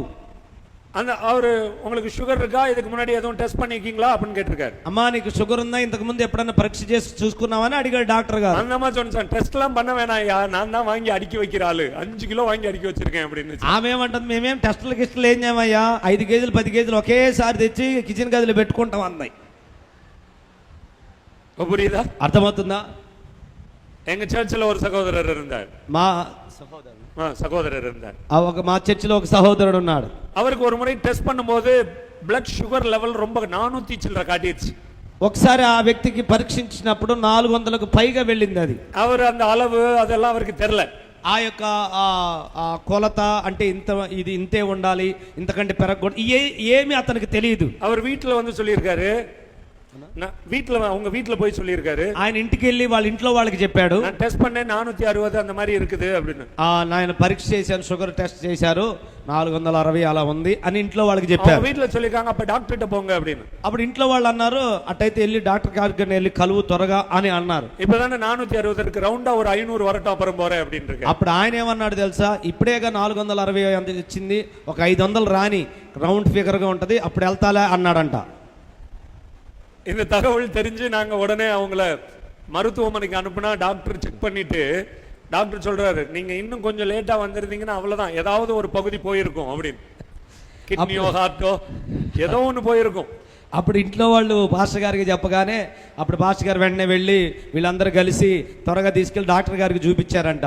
అప్పుడు డాక్టర్ గారు అన్నారంట, ఇంకో కొద్దిగా పెరుగుంటే శరీరంలో ఏదో ఒక భాగం మాత్రం చచ్చిపోయేది, పాడైపోయేది ఈ పాటికి అన్నాడంట. ஒரு 4 நாள் ஐசியூல வச்சு எல்லாத்தையும் ரெடியூஸ் பண்ணி சில ஊசி சில மருந்துகள்லாம் கொடுத்து ரெடியூஸ் பண்ணி அப்புறம் அவங்கள வெளியில அனுப்புனாங்க. 4 రోజుల పాటు ఐసీయూలో ఉంచి ఇన్సులిన్లు మందులు ఎక్కించి అప్పుడు మంచి నార్మల్కి వచ్చిన తర్వాత ఇంటికి తీసుకొచ్చారు. நிறைய பேர் இப்படிதான் அதை குறித்த அறியாமையினாலையும் அதை நம்ம உள்ளேயே வச்சுக்கிட்டு அந்த வியாதியில இருக்கிறாங்க. చాలా మంది కూడా దాని గురించిన విషయాలు తెలియకపోవటం వలన కూడా ఆ కార్యాలను లోపలే పెట్టుకొని నష్టపోతూ ఉంటారు. இப்ப ஜிஹெச்க்கு டாக்டர் கிட்ட வந்திருக்கீங்க. ఇప్పుడు జిహెచ్ దగ్గరికి, వైద్యుని దగ్గరికి, డాక్టర్ దగ్గరికి మనం వచ్చాం. இப்ப చీఫ్ డాక్టర్ యేసు. ఇక్కడ చీఫ్ ముఖ్య వైద్యులు ఎవరు? ఇక్కడ యేసు. ஐயா புரியுதா? అయ్యా అర్థమవుతుంది? వెనకాల பின்னாடி உள்ளவங்களா వెనుకున్న వాళ్ళందరికీ ఆమేన్ ఆమేన్. இங்க தலைமை மருத்துவர் యేసు. ఇక్కడ ప్రధాన వైద్యులు యేసు. இப்ப எங்க வேலை என்ன? ఇప్పుడు మా పని ఏమిటి? உங்களோட ஹிஸ்டரிய கலெக்ஷன் பண்றது. మీకున్న కార్యాలన్నీ నమోదు చేయటం, సమకూర్చడం. ஒரு ஹாஸ்பிடலுக்கு நீங்க போன உடனே, ఒక ఆసుపత్రికి మీరు వెళ్ళగానే உங்களுக்கு ஹிஸ்டரி எடுப்பாங்க. మీ యొక్క హిస్టరీ అంతా, చరిత్ర అంతా తీస్తారు. நீ உங்க அப்பா யாரு, உங்க அம்மா யாரு, உங்க தலைமுறையில இந்த பிரச்சனை இருக்கா, அப்படி எல்லாம் கேட்பாங்க. మీ నాన్న ఎవరు, మీ అమ్మ ఎవరు, ఈ సమస్య మీ నాన్నకి లేదా మీ పితరులకి మీ వంశంలో ఉందా లేదా అని పరీక్షిస్తారు. நாங்க இந்த இன்னர் ஹீலிங் அண்ட் டெலிவரன்ஸ் அப்படின்னு சொல்லிட்டு ஒரு ட்ரைனிங், அந்த ட்ரைனிங்ல பாத்தீங்கன்னா இந்த வரலாற்று குறிப்பெடுக்கிறது அப்படின்னு ஒரு ட்ரைனிங் கொடுப்போம். మేము అంతరంగ స్వస్థత మరియు విడుదల అనే ఒక సెమినారు సదస్సు ఏర్పాటు చేస్తాం 10 రోజులు. అలాగా ఆ యొక్క సదస్సులో ఏం చేస్తామంటే వంశావళి యొక్క హిస్టరీ అంతా రాయాలి అని చెప్పి దానికి కూడా ఒక సమయం పెడతాం. புரியுதா? అర్థమవుతుందా? நாங்க அண்ணனும் நானும் பேசும்போது பேசியிருக்கோம், இங்க இருக்கிற ஊழியர்களுக்கு இப்படிப்பட்ட ஒரு ட்ரைனிங் கொடுக்கணும் அப்படின்னு சொல்லி. థామస్ అన్న అలాగే మేము మాట్లాడుకున్నాం, ఈ యొక్క సావాసం ఉన్న సేవకులకి ఇటువంటి ఒక తరిపిది ఇద్దాం అని చెప్పి ఒక మాట్లాడుకోవడం జరిగింది. ఎదుకు அப்படின்னா, ఎందుకయ్యా అంటే நீங்க எப்படி இத கண்டுபிடிக்கிறது, దీన్ని ఎలా కనిపెట్టడం, సమస్యను ఎలా కనిపెట్టడం, உங்களுக்கு అத குறிச்ச கொஞ்சம் அறிவு இருக்கணும். దాని గురించిన కొంచెం జ్ఞానం మీకు ఉండాలి. இப்ப அதனால தான் உங்களுக்கு சொல்லி கொடுக்கிறோம். అందువల్లే మేము మీకు బోధిస్తున్నాం. இப்ப ఫస్ట్ என்ன பண்ணணும்? మొదట ఏం చేయాలి? డాక్టర్ கிட்ட போகும்போது, డాక్టర్ దగ్గరికి వెళ్ళేటప్పుడు உங்களுக்கு என்ன பண்ணுதுன்னு கேக்குறாருன்னு வைங்க. ఆయన ఏం చేస్తున్నావు అని అడిగితే ఏం చెప్తాం? நீங்க உங்க பிரச்சனையை சொல்றதுக்கு ரெடியா இருக்கணும். మీరు ఆయన అడిగిన వెంటనే మీ యొక్క సమస్యను వివరంగా చెప్పడానికి సిద్ధంగా ఉండాలి. புரியுதா? అర్థమవుతుందా? இப்ப நீங்க சதீஷ் என்கிட்ட வர்றாருன்னு வைங்க. ఉదాహరణకి సతీష్ నా దగ్గరకు వస్తున్నాడు. நான் 2 பாராசிட்டமால் மாத்திரையை கொடுத்து அனுப்பிடுறேன். నేను 2 పారాసెటమాల్ మందులు ఇచ్చి పంపిస్తున్నా. அவர் இப்ப சாம் வர்றாரு. తర్వాత శ్యామ్ వస్తున్నాడు. வேற ஒரு பிரச்சனையை சொல்றாரு. అతను వేరొక సమస్య చెప్తున్నాడు. அவருக்கு 2 பாராசிட்டமால் கொடுத்து அனுப்பிடுறேன். అతనికి కూడా 2 పారాసెటమాల్ మందులు ఇస్తున్నా. இப்ப இன்னொருத்தங்க வர்றாங்க. ఇంకొక ఆయన వస్తున్నాడు. அவங்க ஹார்ட் சம்பந்தமான ஒரு பிரச்சனையை சொல்றாங்க. అతను గుండె సంబంధించిన సమస్య చెప్తున్నాడు. அவங்களுக்கு 2 பாராசிட்டமால். అతనికి 2 పారాసెటమాల్ ఇస్తున్నా. என்ன ஆகும்? ఏమైంది చెప్పండి? எல்லாம் போய் சேர்ந்துருவாங்க. అందరూ పోయి చేరతారు. புரியுதா? అర్థమవుతుందా? సో அப்ப என்ன பண்ணணும்? అప్పుడు ఏం చేయాలండి? இப்ப சதீஷ் வந்த உடனே, సతీష్ రాగానే சதீஷுக்கு இருக்கிற அந்த பிரச்சனை என்ன அப்படின்னு நான் வந்து அவங்கள்ட்ட உட்கார்ந்து கேட்கணும். సతీష్కున్న సమస్య ఏమిటని కూర్చొని అతని సమస్య అంతా నేను వినాలి. புரியுதா? అర్థమవుతుందా? இப்ப సతీష్ வந்து, ఇప్పుడు సతీష్ వచ్చి எனக்கு என்ன பிரச்சனை இருக்குன்னு நீங்களே கண்டுபிடிங்க சார். అయ్యగారు నాకేం సమస్య ఉందో నువ్వే కనిపెట్టే అని అన్నాడు. நீங்க டாக்டர் தானே, నువ్వు డాక్టర్వేగా, தொட்டு பார்த்து, ఒకసారి తాగి చూడు, புடிச்சு பார்த்து, మా పట్టుకొని చూడు, படுக்க வச்சு, పడుకోబెట్టి చూడు, நீங்களே என்ன பண்ணுங்க, నువ్వే ఏం చెయ్యి, నాకేం సమస్య ఉందో కనిపెట్టు అన్నాడు. இப்ப நான் கீழ இருந்து மேல வரலும் பார்த்துட்டு, అప్పుడు నేనేం చేస్తాను, కింద నుంచి పై దాకా చూసి ஏதாவது ஒரு மாத்திரை எனக்கிட்ட கிடக்கிறதுல 2 எடுத்து கொடுத்து போன்னு தான் சொல்ல నా முடியும். దగ్గర ఉన్న 2 మందులు ఏదైనా కనపడినది ఇచ్చి ఇది తీసుకుని వేసుకోపో అని పంపిస్తాను. புரியுதா? అర్థమవుతుందా? பட் அப்புறம் என்ன சொல்லணும்? అక్కడ మనం ఏం చెప్పాలి? இப்ப உதாரணத்துக்கு தலைவலிக்குதுன்னு சொல்றாருன்னு வைங்களேன். ఉదాహరణకి అతను తలనొప్పిగా ఉందండి అని చెప్పాడు అనుకో. ஒரு தலைவலிக்குது அப்படிங்கறத சொல்லணும். అతను నోరు తెరిచి అయ్యా నాకు తలనొప్పి ఉంది, తలనొప్పి సమస్యతో బాధపడుతున్నానని నోరు తెరిచి చెప్పాలి. புரியுதா? சமீபத்துல ஒரு டாக்டர் போயிருந்தாங்க ஒருத்தங்க. కొన్ని దినాల క్రితం ఒక వ్యక్తి డాక్టర్ దగ్గరికి వెళ్ళాడంట. அவங்களுக்கு வாந்தி பேதி, అతనికి వాంతుల సమస్య. புரியுதா? అర్థమవుతుందా? సో இப்ப அவங்க போய் டாக்டர் சொல்றாங்க, டாக்டர் வாந்தியா வருது அப்படி. అప్పుడు ఆయన వెళ్ళాడే చెప్పాడు, డాక్టర్ గారు నాకు వాంతులు వాంతులు వాంతులు వాంతులు వస్తున్నాయి అన్నాడు. డాక్టర్ కేக்குறாரு, என்ன కలరా వాంతి வந்துச்சு? అప్పుడు డాక్టర్ గారు అన్నాడు, ఏ రంగులో వచ్చింది వాంతి అన్నాడు. புரியுதா? అర్థమవుతుందా? நீங்க சளி அந்த பிரச்சனைக்கெல்லாம் போனீங்கன்னா, ఈ జలుబు ఇలాంటి సమస్యలకు మీరు వెళ్తే அவங்க சொல்லுவாங்க, இருமுனா சளி வருதா அப்படி கேட்பாங்க. అప్పుడు దగ్గితే జలుబు బయటకు వస్తుందా అని అడుగుతారు. తన్నియా వరదా కట్టియా వరదా? ఆవిడ నీళ్ళుగా అవుతుందా గట్టిగా అవుతుందా అని అడుగుతారు. ఎన్న కలర్లో வந்துச்சு? అది ఆ జలుబు ఏ రంగులో వచ్చిందని అడుగుతారు. எனக்கெல்லாம் ஃபர்ஸ்ட் கேட்கும்போது எனக்கு ஒரு மாதிரி இருந்துச்சு, என்னடா அது சளி என்ன கலர்ல வந்துச்சு, என்ன டேஸ்ட்ல வந்துச்சுன்னு கேட்குறாங்களே, அதை நம்ம என்ன டேஸ்ட் பண்ணியா பார்க்குறோம்?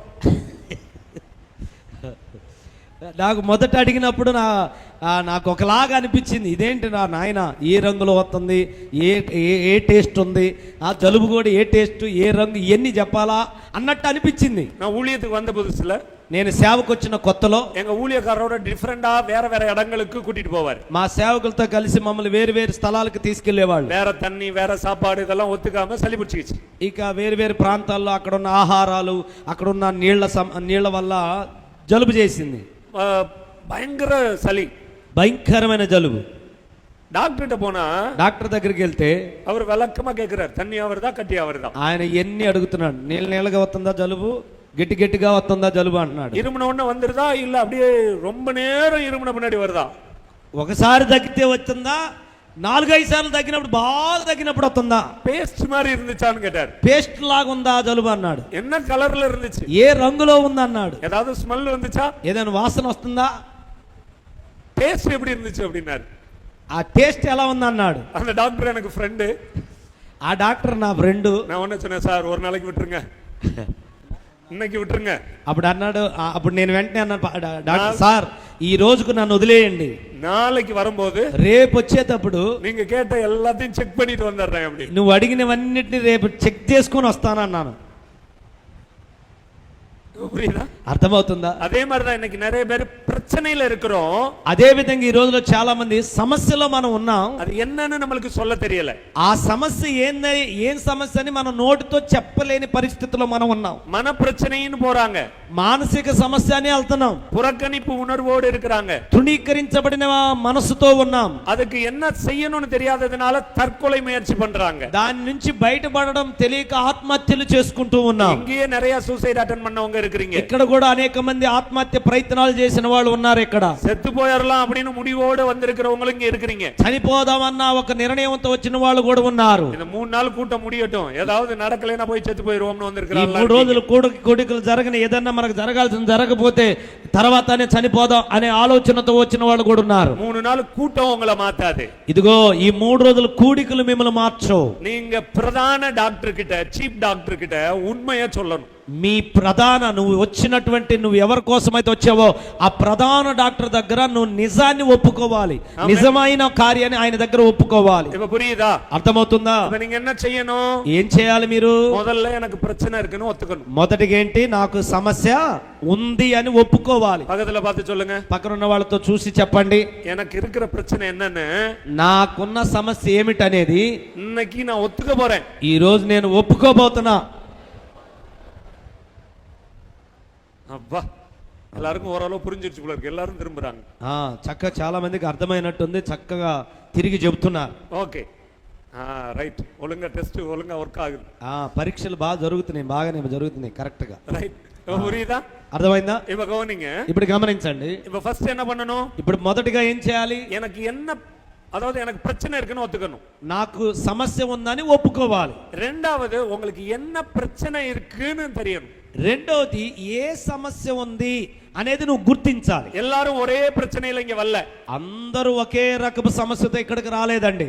మల్టీ స్పెషాలిటీ హాస్పిటల్కి, మల్టీ స్పెషాలిటీ ఆసుపత్రికి తలవలికారంగా மட்டும் வர மாட்டாங்க. తలనొప్పితో బాధపడే వాళ్ళు మాత్రమే రారు, అడుదానే? అంతే కదండి.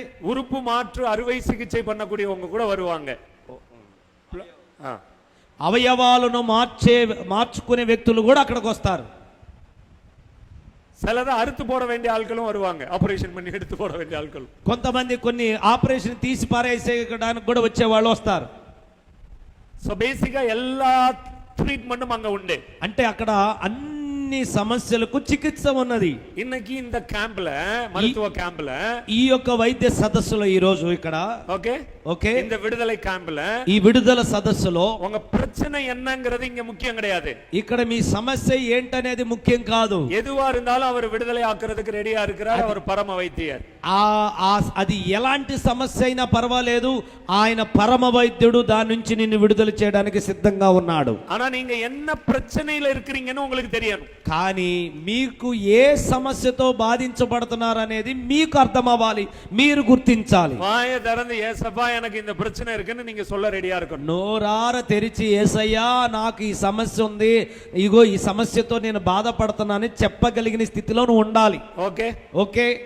சில டெஸ்ட் எடுக்கும்போது కొందరు పరీక్ష చేసేటప్పుడు ஒரு முன்னாடி சில மருந்துகள் கொடுப்பாங்க.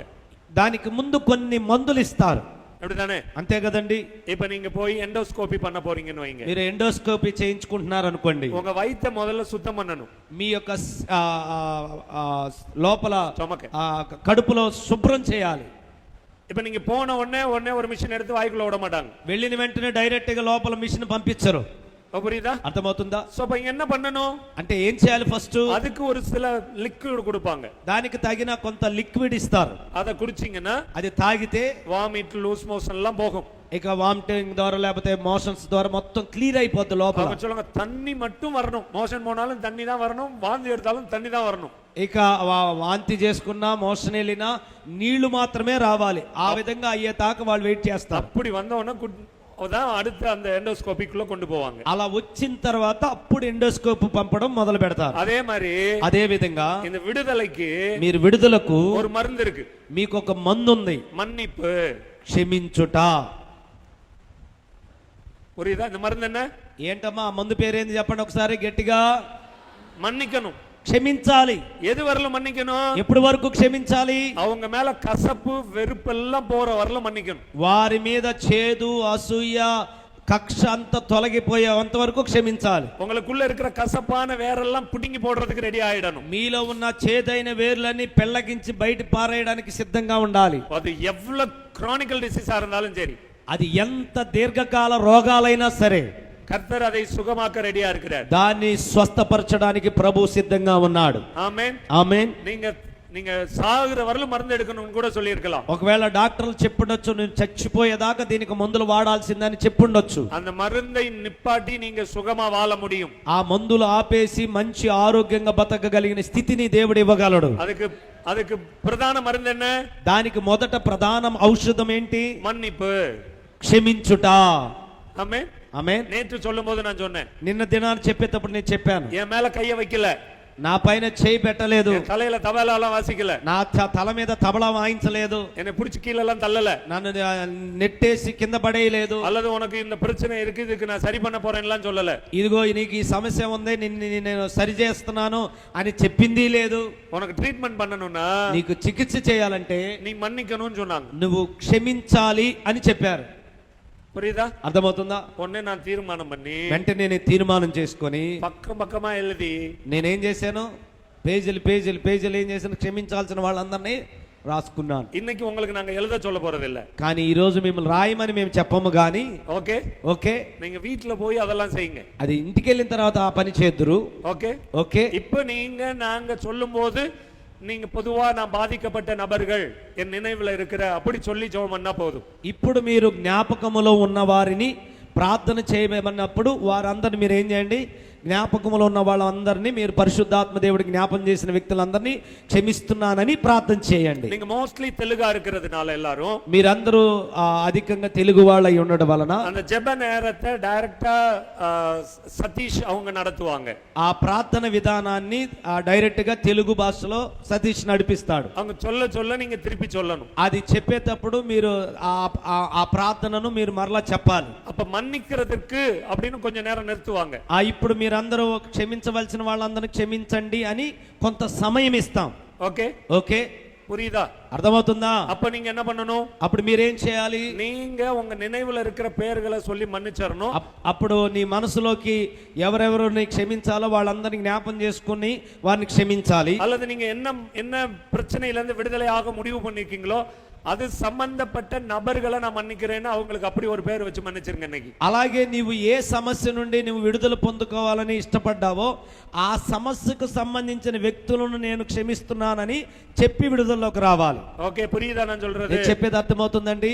ఆమేన్ ఆమేన్. సో அப்படி ஜெபம் பண்ண பின்னாடி అలా ప్రార్థన చేసిన తర్వాత உங்களுக்கு பல ஸ்டெப்பா நடத்துவாங்க. మిమ్మల్ని ఒక స్టెప్గా ఒక మెట్టుకు పద్ధతిలో నడిపించడం జరుగుతుంది. இப்படி ஒரு விடுதலை கூட்டத்தை எனக்கு ஏற்பாடு பண்ணி தந்ததுக்கு நன்றின்னு ஆண்டவருக்கு நன்றி சொல்லுவோம். అలాగా దేవుడు ఇటువంటి విడుదల సదస్సు ఏర్పాటు చేసినందుకు దేవా నీకు స్తోత్రాలని చెప్పడం జరుగుతుంది. அப்புறம் எனக்கு இப்படி ஒரு வாய்ப்பை தந்ததுக்கு நன்றி அப்படி சொல்லுவோம். నాకు ఈ అవకాశం ఇచ్చినందుకు స్తోత్రాలని చెప్పడం జరిగింది. என்னைய நீங்க மன்னிச்சதுக்கு நன்றின்னு சொல்லுவோம். మీరు నన్ను క్షమించినందుకు స్తోత్రాలని చెప్పాలి. என்னைய பாதிச்சவங்கள நாங்களும் மன்னிக்கிறோம் அப்படி சொல்லுவோம். అలాగే నన్ను బాధ పెట్టిన వారిని కూడా నేను మనస్ఫూర్తిగా క్షమిస్తున్నానని చెప్పాలి. இப்ப புரியுதா? అర్థమవుతుందా? இப்படி பல ஸ்டெப்ஸ் இருக்கு. ఇలాగ కొన్ని మెట్లు ఉన్నాయి, స్టెప్స్. சொல்ல நீங்க சொல்லணும். మేము చెప్పేటప్పుడు మీరు చెబుతూ ఉండాలి. வாய்க்குள்ள எல்லாம் முணங்க கூடாது. ఇక నా నోరు మూసుకొని కూర్చొని ఉండకూడదు. అట్లీస్ట్ உங்க కాదుకావదు కేకను நீங்க మీరు చెప్పేది ప్రార్థన అది ఆ పద్ధతి మీ చెవులకైనా వినపడే విధంగా గట్టిగా చెప్పాలి. புரியுதா? అర్థమవుతుందా? நான் வந்து உங்களுக்கு టీచ్ பண்றேன்னு சொல்லிட்டு ఇప్పుడు నేను మీకు బోధిస్తున్నానని చెప్పి நான் இங்க நின்னு ఇక్కడ నిలబడి அப்படி சொல்லி இருந்தானே அப்படி இருக்கும். అలా చెప్తా ఉంటే మీకు ఎలా ఉంటది? ஒரு 5 நிமிஷம் பாப்பீங்க, 10 நிமிஷம் பாப்பீங்க. 5 నిమిషాలు లేదా 10 నిమిషాలు చూస్తారు. யாரோ ஒரு ஊமையை கூட்டிட்டு வந்துட்டாங்க போல இருக்கு. ఎవరో మోకాళ్ళని తీసుకొచ్చి నిలబెట్టినట్టున్నారు. அவர் வேலையை பார்க்கட்டும், நம்ம வேலையை பார்ப்போம். நீங்க போய் సరే ఆయన పనులు వాళ్ళు చేసుకుంటారు, మన పని మనం చేసుకుందాం, లేచి వెళ్ళిపోతారు మీరు. புரியுதா? అవునా? நான் இங்க வந்து நின்ன உடனே మేము ఇక్కడికి వచ్చి నిలబడిన వెంటనే உங்களுக்கு என்னத்தை சொல்லணுமோ அதை என் வாயை திறந்து உங்களுக்கு கேட்கிற மாதிரி சொல்லணும். ఇప్పుడు మీకు ఏం చెప్పాలో దాన్ని మేము ఏం చేయాలి? మీకు అర్థమయ్యే విధానంలో నోరు తెరిచి గట్టిగా మేము చెప్పాలి. அதனாலதான் என்னோட ஃபர்ஸ்ட் கிளாஸ்ல பின்னாடி எல்லாம் சவுண்ட் கரெக்டா கேக்குதா, ஸ்பீக்கர் கரெக்டா இருக்கா அப்படிங்கறதெல்லாம் చెక్ பண்ணிட்டு அப்புறம் பாடத்துக்குள்ள நான் வந்தேன். అందుకోసమే మొదటి క్లాస్ మేము ప్రారంభించేటప్పుడు వెనకున్న వాళ్ళకి వినపడుతుందా, సౌండ్ వస్తుందా లేదా అన్ని అడిగి క్లాసు ప్రారంభించాం. அது மாதிரி நீங்களும் అదే విధంగా మీరు కూడా முன்னாடியே நல்லா டெஸ்ட் பண்ணிக்கணும். வாயெல்லாம் ஹலோ ஹலோ அப்படிலாம் చెక్ பண்ணிக்கணும். మీరు కూడా నోరు వినపడుతుందా లేదా, మైక్కి హలో హలో చెక్ అని నోరు తెరిచి గట్టిగా మాట చెవికి వినపడుతుందా లేదో చెక్ చేసుకోవాలి. இப்போ வந்தோடனே பிரைஸ் லார்ட் பிரைஸ் லார்ட் கொஞ்சம் ஏத்துங்க கொஞ்சம் இறக்குங்க அப்படி சொல்றோம்ல அது மாதிரி. స్టేజీ మీదకి రాగానే hello praise the lord, hallelujah, కొంచెం సౌండ్ పెంచమ్మా, హలో ప్రైజ్ ది లార్డ్ అని చెక్ చేస్తాం చూసారా? அது மாதிரி நீங்க செக் பண்ணிக்கணும். మీరు కూడా అలా చెక్ చేసుకోవాలి. எதுக்குன்னா ఎందుకంటే உங்க வாயை திறந்து நீங்க அறிக்கை செய்யணும். మీరు నోరు తెరిచి ఒప్పుకోవాలి. విరుంబురవங்களுக்கு విడుదల. హృదయపూర్వకంగా ఇష్టపడి కోరుకున్న వాళ్ళకే విడుదల. ఆమేన్. புரியுதா? అర్థమవుతుందా? நீங்க விரும்பினாதான் உங்களுக்கு விடுதலை. అమ్మా అయ్యా నువ్వు ఇష్టపడితేనే నీకు విడుదల వస్తది. எப்படியா இருந்தாலும் பாஸ்டர் மூணாவது நாளாவது அவர் தலையில கைய வைக்க விட்டுருவாங்க. ఏదో విధంగా చివరి రోజు మూడో రోజు తల మీద చెయ్యి ఖచ్చితంగా పెడతారు. அப்ப பாத்துக்கோ அப்படின்னு உட்கார்ந்திருக்க கூடாது. ఇప్పుడు చూద్దాంలే అన్నట్టుగా కూర్చోకూడదు. உங்களுக்குள்ள இருக்கிற வரங்களை, మీ లోపలున్న వరములను உங்க வாய் மூலமா మీ నోటి ద్వారా செய்து విశ్వాస ఒప్పుకోలు పలికి அந்த வரத்தை இன்னைக்கு நீங்க பயன்படுத்தணும். ఆ వరాన్ని మీరు ఉపయోగించాలి. ఆమేన్. ఆమేన్. పక్కన பார்த்து சொல்லுங்க, పక్కన ఉన్న వాళ్ళు చూసి చెప్పండి, எனக்குள்ள உள்ள నా లోపల ఉన్న అశుద్ధ ఆవిகளை అశుద్ధ ఆత్మలో தேவன் எனக்கு கொடுத்த దేవుడు నాకు ఇచ్చిన అధికారத்தை பயன்படுத்தி అధికారాన్ని ఉపయోగించి நான் விரட்ட போறேன். నేను వెళ్ళగొట్టబోతున్నాను. ఆమేన్. ఆమేన్. அப்பா, நிறைய பேருக்கு இப்பதான் முகத்துல லைட் தெரியுது. ఇప్పుడు చాలా మంది ముఖాల్లో లైట్ వెలుగుతుంది. ఆమేన్. நம்பிக்கை வந்துருச்சுன்னு நினைக்கிறேன். చాలా మందికి ఇప్పుడు నమ్మకం వచ్చేసింది. இவ்வளவு நாள் பிசாசு உங்களை துரத்தி இருக்கும். ఇంతకాలం మిమ్మల్ని అపవాది మిమ్మల్ని తరిమింది. ஆனா இன்னைக்கு அதை நீங்க துரத்த போறீங்க. ఇక నుంచి మీరే వాడిని తరమబోతున్నారు. நீங்களே வாயை திறந்து మీరే నోరు తెరిచి என்னை இவ்வளவு நாள் பாடுபடுத்திக்கிட்டு இருந்த, హింసపడితికిட்டு இருந்த అశుద్ధ ఆవియే, నాలో ఉండి ఇంతకాలం నన్ను హింసించి నన్ను బాధ పెట్టిన అపవిత్రాత్మ, என்னை விட்டு வெளியேறிப்பో அப்படின்னு நீங்களே கட்டளை கொடுக்க போறீங்க. నన్ను విడిచిపెట్టి బయటికి పో అని మీరే మీ అంతటితో మీరు వెళ్ళగొట్టబోతున్నారు. ஆமென். ఆమేన్. பாருங்க, இப்ப ஒரு உங்களுக்கு புரியறதுக்காக சொல்றேன், మీకు అర్థం అవడానికి చెప్తున్నాను. இப்ப நீங்க உங்க வீட்டுக்கு இப்ப திருப்பி போறீங்க. మీరు తిరిగి ఇప్పుడు మీరు ఇంటికి వెళ్తున్నారు అనుకోండి, அந்த பாதைக்கு பக்கமா அழுகி போய் நாறிக்கிட்டு இருக்கிற ஒரு நாய் செத்து போய் கிடக்குது. ఆ మార్గము గుండా వెళుతున్నప్పుడు ఒక చచ్చిపోయిన కుక్క పడిపోయి అది భయంకరంగా వాసన కొడుతుంది అనుకోండి, நீங்க என்ன பண்ணுவீங்க? మీరేం చేస్తారు? అప్పుడు மூக்க பிடிப்பீங்க. ముక్కు పట్టుకుంటారు. சிலர் அந்த இடத்துல போய் நின்று என்ன வாசம், కొంతమంది అక్కడికి వెళ్ళి నిలబడి వావ్ ఎంత మంచి వాసన அப்படி சொல்லுவீங்களா? అలా అంటారా? மூக்க பிடிச்சு வாய மூடி ముక్కు పట్టుకొని నోరు మూసుకొని அந்த இடத்தை விட்டு ஒரே ஓட்டம், ఆ స్థలం వదిలేసి ఆ పరుగు அந்த நாத்தம் வராத தூரத்துல போய் நின்னுக்குவீங்க. ఆ వాసన రానంత వరకు దూరాన పరిగెత్తుకుంటూ వెళ్ళి అక్కడ నిలబడతాం. அதோட விடுவீங்களா? అంతటితో వదిలేస్తామా? அங்க போய் நின்று అంత దూరం వెళ్ళి ఏం చేస్తాం మనం? అని உங்களுக்கு அந்த నార్మల్ ఫీలింగ్ வர்றது வரையிலும் நீங்க ஏதோ பண்ணுவீங்க. ఆ వాసన మీలో నుండి పోయి నార్మల్ స్మెల్ వచ్చే వాసన వచ్చేంత వరకు, ఆ అనుభూతి వచ్చేంత వరకు ఏదో ఒకటి చేస్తారు. நான் அப்படி பண்ணியிருக்கிறேன். నేను అలా చేశాను. ஒருவேளை நீங்க நல்ல வாசம் தானே அப்படின்னு இழுத்துக்கிட்டு இருந்தீங்கன்னா அது ஒண்ணும் பண்ண முடியாது. మంచిగా ఉందిలే పర్వాలేదులే అలా పీల్చుకుంటే ఏం కాదులే అన్నట్టు ఉంటే మీకు ఓకే పర్వాలేదు. அது மாதிரி అశుద్ధ ఆవి ஒரு నాతం. అలాగే అపవిత్ర ఆత్మలు దురాత్మలు అనేవి కూడా ఒక చెడ్డ వాసన. అవి அது ஒரு செத்த நாயோட வாசனை. అది చచ్చిన కుక్క వాసన లాంటివి. இவ்வளவு நாள் உங்களுக்கு தெரியல. ఇప్పుడు దాకా ఆ వాసన నీకు అర్థం కాల. மீன் விக்கிறவங்ககிட்ட போய் மீன் ரொம்ப நாறுது அப்படி சொல்லுங்க. మీరు చేపలు పట్టే జాలర దగ్గరకు వచ్చి వాళ్ళ దగ్గర నిలబడి అబ్బా చేపలు భయంకరంగా వాసన వస్తున్నాయి అనండి.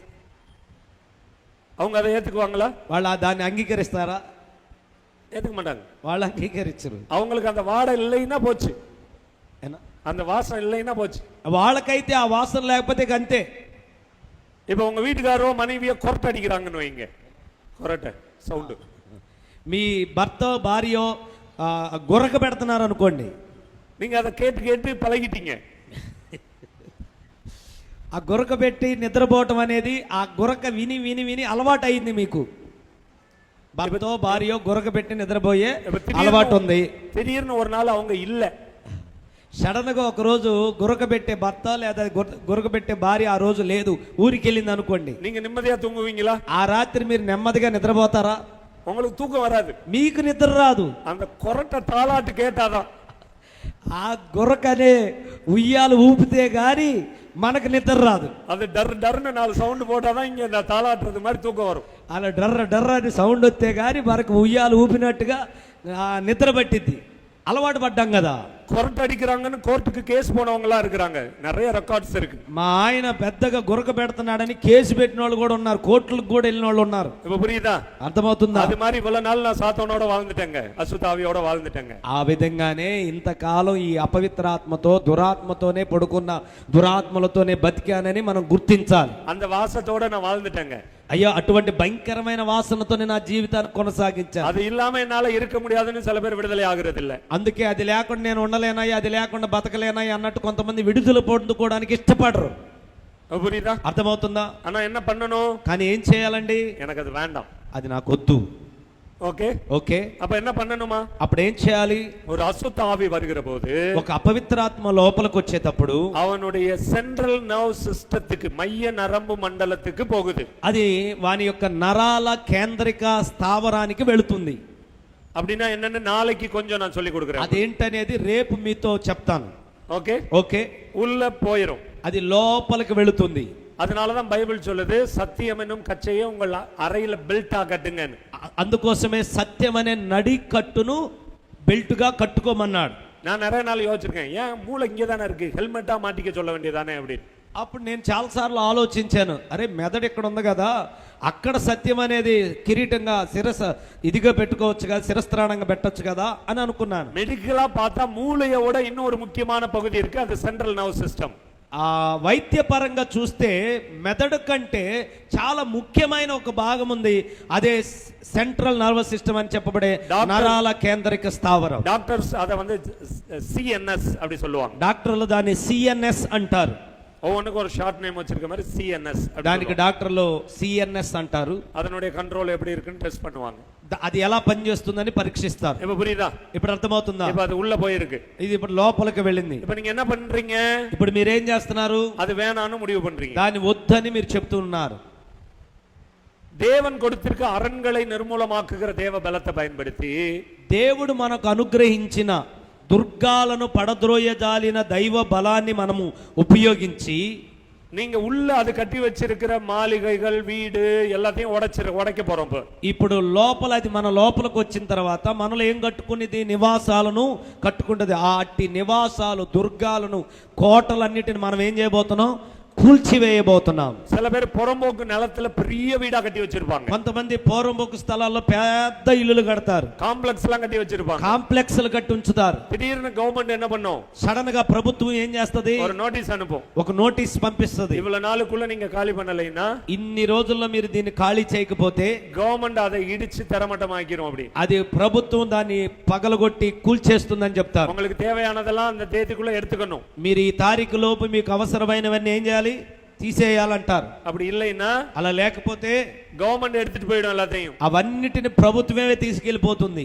புரியுதா? అర్థమవుతుందా? சில விடுதலை நேரத்துல కొన్నిసార్లు విడుదల సమయంలో అశుద్ధ ఆవి சொல்லும், అపవిత్రాత్మలు చెప్తాయి, నా పోమాటేన్, నేను పోను, முடிஞ்சா நீ என்னை வெளியில வரட்டு அப்படி சொல்லும். కావాలంటే నన్ను వెళ్ళగొట్టు చూద్దామంటాయి. நான் சொல்லுவேன், నేను అప్పుడు అంటాను, உன்னை விரட்டுறது ஏன் வேலை இல்ல, నిన్ను వెళ్ళగొట్టడం నా పని కాదు. పోరని சொல்றியா పోగలేని சொல்றியாங்கிறது எனக்கு பிரச்சனை இல்ல. నేను పోతానో పోనని చెప్పడం నా సమస్య కాదు. அவங்க விடுதலையாக விரும்பியாச்சுன்னா, వాళ్ళు విడుదల పొందుకోవడానికి ఇష్టపడ్డారంటే தேவன் தூதர்களை அனுப்பி, దేవుడు దూతలను పంపించి அதை புடிச்சு சிலுவையின் கீழ இருக்கிற சிறைக்கு கொண்டு போயிடுவாங்க. మిమ్మల్ని పట్టుకొని తీసుకెళ్లి సిలువ కింద ఉన్న చెరకు పంపించేస్తాడు. ఆమేన్. ఆమేన్. அந்த வேலை யாரோட வேலை? అది ఎవరి పని? தூதர்களோட வேலை, దూతల పని. అది அவங்க வேலை என்ன? వాళ్ళ పని ఏంటి చెప్పండి? உங்களுக்குள்ள இருக்கிற அசுத்த ஆவியை புடிச்சு, మీలో ఉన్న అపవిత్రాత్మలను పట్టుకొని, சிலுவையின் கீழ இருக்கிற அதுக்குன்னு ஒரு ஸ்பெஷல் சிறைச்சாலை இருக்கு. వాటికని ఒక ప్రత్యేకమైన చెరసాల ఉంది సిలువ కింద. அது அதுக்குன்னு இருக்கிற அந்த அறைக்குள்ள கொண்டு போய் போட்டுரும். దాని యొక్క సిలువ చెరసాల గదిలోకి తీసుకెళ్లి వేస్తాయి. இது தெரியாம நம்ம வெளியில துரத்தி விட்டோம்னா, ఇది తెలియకుండా మనం బయటికి వెళ్ళగొట్టామంటే அது அங்கேருந்து புறப்பட்டு இன்னொருத்தங்களுக்குள்ள போயிடும். అది అక్కడి నుంచి వెళ్ళి ఇంకొకళ్ళలోకి వెళ్తది. புரியுதா? అర్థమవుతుందా? அதனாலதான் இப்ப அதை வெளியில விரட்டுற வேலையை நாங்க செய்யல. ఇప్పుడు అవి వెళ్ళగొట్టే పని మనం చేయట్లేదు. நாங்க அதை ஆண்டவருடைய கரத்துல ஒப்பு கொடுத்துறோம். వాటిని దేవుని చేతికి అప్పగిస్తున్నాం. அதனால நாங்க ஹாயா அங்கிட்டு நகர்ந்துக்கு தெரியும். అందుకోసమే మేము హాయిగా మా ప్రశాంతంగా మేము తిరుగుతా ఉంటాం. புரியுதா நாங்க சொல்றது? చెప్పేది అర్థమవుతుందండి?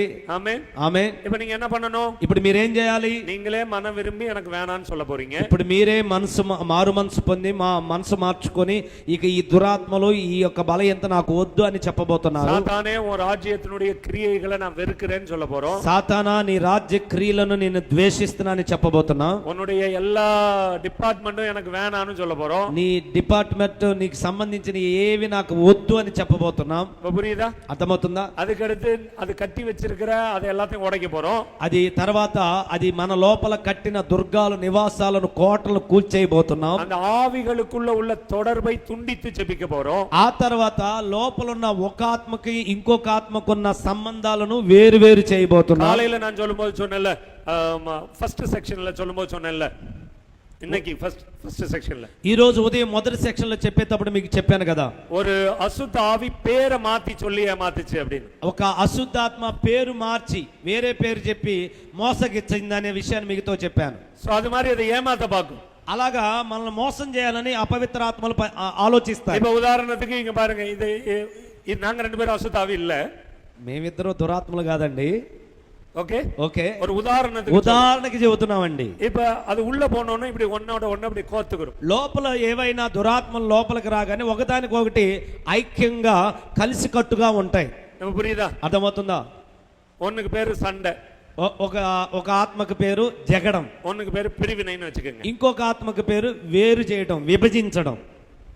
இது மாதிரி நிறைய இருக்கும். ఇలా ఒకదానికి ఒక అనేక ఆత్మలు ఉంటాయి. இதெல்லாம் ஒன்னோட ஒண்ணா கூட்டமா இருக்கும். అవన్నీ ఒకదానికి ఒకటి చక్కగా కలిసి ఉంటాయి. ஒன்னை விட பொல்லாததா இருக்கும். ఒక్కొక్కటి ఎలా ఉంటదంటే దానికి మించి అది ఇంకా భయంకరమైన చెడ్డగా ఉంటది. తన్నిலும் పొల్లాத 7 ఆవిகளை கூட்டிட்டு வரும். దానికంటే బహు చెడ్డ అయిన ఇంకా చెడ్డదైన దురాత్మలు తీసుకొని వస్తాయి அதை ஆட் பண்ணிட்டே போகும். అలా కలుపుకుంటా పోతాయి అంట. நம்ம என்ன பண்ண போறோம்? ఇప్పుడు మనం ఏం చేయబోతున్నాం? இந்த தொடர்பை துண்டிக்க போறோம். ఇవి దురాత్మలకు మధ్య ఉన్న ఆ సంబంధాన్ని వేరు చేయబోతున్నాం. தேவன் அதுக்கு நமக்கு அதிகாரம் கொடுத்திருக்கார். దేవుడు ఆ అధికారాన్ని మనకిచ్చాడు. ஆமென். அதை பயன்படுத்தணும் வாயினால. అది నోటి ద్వారా ఉపయోగించాలి అధికారాన్ని. பார்த்து சொல்லுங்க, வாயால தான் சொல்லணுமா? పక్కన వాళ్ళతో చెప్పండి, నోటితోనే చెప్పాలంట. ஆமென். ఆమేన్. புரியுதா சொல்றது? చెప్పేది అర్థమవుతుందా? சோ இப்போ நீங்க அப்படி சொல்லலைன்னா என்ன நடக்கும்? అలా చెప్పకపోతే ఏం జరిగిద్ది? இப்ப நான் வெளியில இப்போ ஒருத்தங்க ஊழியம் செய்யறவங்க சொல்றாங்க, உதாரணத்துக்கு இப்ப சண்டை போடுற ஆவி, கோப ஆவி வா அப்படி கூப்பிடுறாங்க. ఇప్పుడు విడుదల సమయంలో ఒక సేవకుడు పిలుస్తున్నాడు, జగడపాత్మ రా బయటికి అన్నాడు. பொண்ணு இதை சொல்ல, என்னை கூப்பிடுறாங்க நான் போறேன் அப்படின்னு. అప్పుడు ఈ జగడపాత్మ అంటది, నన్ను పిలుస్తున్నా, నేను వెళ్తున్నా అంటది. நான் என்ன தெரியுமா சொல்லுவேன்? నేనేమంటాను తెలుసా? உன்నే தான் கூப்பிடுறாங்க. నిన్ను కదా పిలుస్తుంది, என்னைய கூப்பிடல, నన్ను కాదుగా పిలుస్తుంది இப்படி இழுப்போம் అని లాగుతుంది. புரியுதா? అర్థమవుతుందా? அங்க இழுக்க, అటు ఇటు లాగటం, ఇటు లాగటం, கொஞ்ச நேரத்துல கீழே விழுந்து உருள வேண்டியதான். కొద్దిసేపు తర్వాత ఏమైతే కింద పడి దొర్లాడాల్సిందే. இப்ப இந்த மாதிரி டிஸ்டர்ப் இல்லாம நான் வந்து ஈஸியா விடுதலை ஆகணும். ఇలాగా దొర్లాటాలు, కేగల ఇదవటాలు ఇలాగ ఏమి లేకుండా సులువుగా విడుదల పొందుకోవాలి. சில பேர் இருக்காங்க, கூச்சல் போட்டு கத்தி உருண்டு பிறண்டு நான் போறேன்டா அப்படின்னு சொன்னாதான் அவங்களுக்கு విడుదలైన ஒரு திருப்தியே இருக்கும். కొంతమంది ఇలాంటి వాళ్ళు కూడా ఉంటారండి. పోతున్నా అలా అని కేకలేసి వెళ్ళిపోతే కానీ అమ్మయ్య ఇప్పుడు వెళ్ళిపోయింది దురాత్మ నాలో నుండి అని అలా చేస్తే తప్ప వాళ్ళకి విడుదల వచ్చినట్టు నమ్మరు.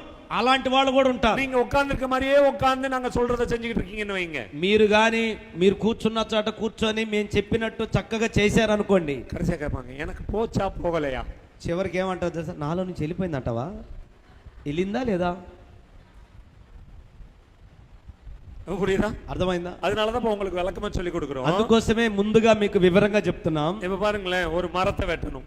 ఇప్పుడు ఉదాహరణకి ఒక చెట్టును నరకాలి. நீங்க சுத்தி இருக்கிற வேற வெட்டிட்டீங்கன்னா, చుట్టూ ఆ చెట్టుకున్న చుట్టూరు ఉన్న వేరుని మీరు నరికేస్తే என்ன நடக்கும்? అప్పుడు ఏం జరిగింది? சொல்லக்கலாம அந்த மரம் சாஞ்சு చెప్పబెట్టకుండా ఆ చెట్టు ఏమైతే పడిపోతుంది. ஆமாவா? అవునా? நீங்க ஒரு நல்ல மெயின் வேற மட்டும் விட்டுறீங்க வெட்டாம. మీరు ముఖ్యమైన వేరుని నరకకుండా మిగతా అన్ని నరికారు అంతే. இப்ப விழுகணும்னு எதிர்பார்த்தா என்ன நடக்கும்? ఇప్పుడు అది పడిపోవాలని ఎదురు చూస్తే ఏమైంది? விழுகாது. అది పడిపోదు. புரியுதா? అర్థమవుతుందా? ஆரம்ப நாள்ல ప్రారంభ దినాల్లో நாங்க ஒரு சர்ச் கட்டடத்துல ஒரு சின்ன மரம் இருந்துச்சு, இவ்வளவு பெருசு தான். మా చర్చి కట్టేటప్పుడు ఒక చిన్న మొక్క ఉంది, அது நல்ல ஹைட்டா இருந்துச்சு. ఇంత ఎత్తు ఉంది. అది நாங்களே வெட்டுறதுக்கு முயற்சி பண்ணோம். మా అంతటికి మేమే దాన్ని నరికేద్దాం అనుకున్నాం. சுத்தி நோண்டிட்டு చుట్టూరు తవ్వి எங்களுக்கு தெரிஞ்ச வேறெல்லாம் வெட்டிட்டோம். మాకు తెలిసిన వేర్లన్నీ నరికేసాం. வெட்டிட்டு தள்ளி தள்ளி பார்த்தோம், விழுகல. నెడుతున్నాం పడనే పడట్లేదు. అది புரியுதா? అర్థమవుతుందా? కార్ల పిన్నడి కైరు కట్టి, కారుకి వెనకాల తాడు కట్టి వేగமா ఇల్లు பார்த்தோம். ఇక ఆ చెట్టుకు కట్టి కారుతో లాగి వేగంగా స్పీడ్గా లాగి ట్రై చేసాం. కారు చుట్టించే కారు ఏమో గుర్రని టైర్లు తిరుగుతుంది కానీ మొక్క మాత్రం, ఆ చెట్టు మాత్రం రాట్లా. அந்த பக்கத்துல மரம் வெட்டுற ஒருத்தர் வந்தார். అదే సమయంలో అటు చెట్లు కొట్టే ఒక వ్యక్తి వచ్చాడు. அவரு தம்பி போரு அப்படின்னாரு. అప్పుడు తమ్ముడు ఆగు అన్నాడు. அந்த அருவாளை வாங்கிட்டு ఆ గొడ్డలు తీసుకొని லேசா இன்னும் கொஞ்சம் மண் எடுத்துட்டு ఇంకా కొంచెం మట్టి బాగా తీసి அந்த மெயின் வேற வெட்டினாரு. లోపల ఒకటి ఉంది మెయిన్ వేరు, దాన్ని నరికాడు. வெட்டிக்கிட்டு இருக்கும்போதே அப்படியே சாஞ்சிருச்சு. అలా నరుగుతున్నాడో లేదో అదే పడిపోయింది. நாங்க நின்னு அப்படியே கையை கட்டிட்டு வேடிக்கை பார்த்துட்டு రెండు చేతులు ఎటు పట్టుకుని అటు చూస్తా కూర్చున్నా. அது காரெல்லாம் கட்டி இழுத்தோம். ఇదేంద్రా నాయన, కారు బిట్టల్లో లాగాం మనం, அது வரவே இல்லை. అది పడనే పడలేదు. కొంచెం కూడా అల్టికామ ఇప్పుడు ఆయన ఊరికే రెండు గొడ్డలతో రెండు ఏటేసాడు అంతే. புரியுதா? అర్థమవుతుందా? அதே மாதிரிதான், అదే విధంగానే உங்களுடைய விடுதலை அப்படிங்கிறது, మీ యొక్క విడుదల అనేది பைபிள் சொல்லுது, இந்த வசனம் கோடாரி, இந்த சுவிசேஷங்கிற கோடாரி உங்க வேறு கிட்ட கொண்டு போகணும். అందుకే సువార్త వాక్యమైన గొడ్డలని నీ వేరు దగ్గర పెట్టాలి, வேற வெட்டணும், వేరు నరికి వేయాలి. நம்ம என்ன பண்றோம் தெரியுமா? మనం ఏం చేస్తున్నాం తెలుసా? மேல காய்க்கிற பழத்தை மட்டும் பறிச்சுட்டு விட்டுறோம். పైన కాయలు ఫలాలు మాత్రం కోసేసి పక్కన పడేస్తున్నాం. கோபம் ஒரு விதமான பழம். ఇప్పుడు కోపం అనేది ఒక రకమైన పండు, அது வேறு கிடையாது, అది వేరు కాదు. ஆமென். ఆమేన్. கோபம் இருக்கிறவங்களோட வேறு வந்து புறக்கணிப்பு, the spirit of rejection. ఏవండి, ఎవరికైనా కోపం సమస్య ఉంటే కోపం అనేది అది మీ వేరు కాదు. ఆ కోపం అనే కారణానికి ముఖ్యమైన వేరు ఏంటి తెలుసా? తృణీకరించబడటం వలన ఆ కోపం అనేది పండులాగా వస్తుంది. இன்னொரு வேறு ஃபெயிலியர், ఇంకొక వేరు ఓటమి, புரியுதா? అర్థమవుతుందా? தோல்வி. ఓడిపోవడం. ஏதாவது நீங்க தோற்று போயினா அல்லது நீங்க தோற்று போயிருவீங்கன்னு யாராவது பேசுனா, ఒకవేళ నువ్వు ఏదైనా విషయంలో ఓడిపోయిన వ్యక్తివై ఉన్నా, లేకపోతే ఎవరైనా నిన్ను చూసి ఇక నువ్వు ఓడిపోతావు, నువ్వు జయించలేవు, ఓటమే పాలవుతావు అని బాధ పెట్టినా, உன்னால ஜெயிக்க முடியாது, நீ தோத்து போயிருவேன்னு சொன்னா, నువ్వు ఇక జయించలేవు, నువ్వు ఓడిపోతావు అని ఎవరైనా చెప్పినా அவங்களுக்கு பயங்கரமான கோபம் வரும். అలాంటి ఆటలకు వాళ్ళకు భయంకరమైన కోపం వస్తుంది. புரியுதா? అర్థమవుతుందా? సో அப்ப நம்ம என்ன பண்ணுவோம்? కాబట్టి మనం ఏం చేస్తాం? கோபம் அதுதான் வேறு போல இருக்குன்னு நினைச்சிட்டு మనం ఏమనుకుంటాం? కోపమే వేరు అనుకొని, நானுமே கோபமே பட மாட்டேன், నేను అసలు కోపమే పడను, யாரையும் திட்ட மாட்டேன், నేను ఇక నుంచి ఎవరిని తిట్టను, அப்படின்னு ஒரு துணியை வச்சு வாயை முடிக்குவாங்க. అలాగ నా నోరు చుట్టూరు క్లాత్ కట్టుకొని మౌనంగా ఉంటాం. யாராவது பிடிக்காதவங்களை பார்த்தா விலகி ஓரமா போயிடுவாங்க. ఎవరైనా మనకు పడని వ్యక్తులు కనపడగానే దూరంగా పరిగెత్తుతాం. இப்ப நீங்க என்ன பண்றீங்க? అంటే ఇప్పుడు మీరు ఏం చేస్తున్నారు? సీజన్ல కాకిర పழத்தை பறிக்கிறீங்க. ఇక సీజన్కి వచ్చే కాయల్ని ఏంటంటే కోసేస్తున్నారు అంతే. புரியுதா? అర్థమవుతుందా? இப்ப அடுத்த சீசன் வரையில எகைன் திருப்பி காய்க்கும். మరలా సీజన్ రాగానే మరలా పండ్లు కాస్తాయి. மறுபடியும் ஒரு பிரச்சனை வரையில நபர் வேறையா இருக்கலாம், ஆனா அந்த கோபம் வரும். మరలా సమస్య వచ్చినప్పుడు ఆ వ్యక్తి కాకుండా వేరే వ్యక్తి నేను కోపాన్ని రేపే వ్యక్తిగా ఉంటాడు, కానీ మీరు కోపపడతారు. ఓకే, అర్థమవుతుందా? புரியுதா? అర్థమవుతుందా? సో அப்ப நீங்க இத கண்டுபிடிச்சு దీన్ని మీరు కనిపెట్టి அதை அறிக்கை செய்யணும், దానిని ఒప్పుకోవాలి. ఓకే ఓకే, ఇది ஒரு நாள்ல நடக்கிற காரியம் இல்ல, ఇది ఒక రోజులో జరిగే కార్యం కాదు, ఇది until your death. ఇది చనిపోయేంత వరకు ఈ విడుదలను మనం అనుభవిస్తూ ఉండాలి. ఆమేన్. ఆమేన్. இப்ப நீங்க சாக போற வயசு வரலும் நான் வந்து உங்களுக்கு ஊழியம் செஞ்சுக்கிட்டு இருக்க முடியாது.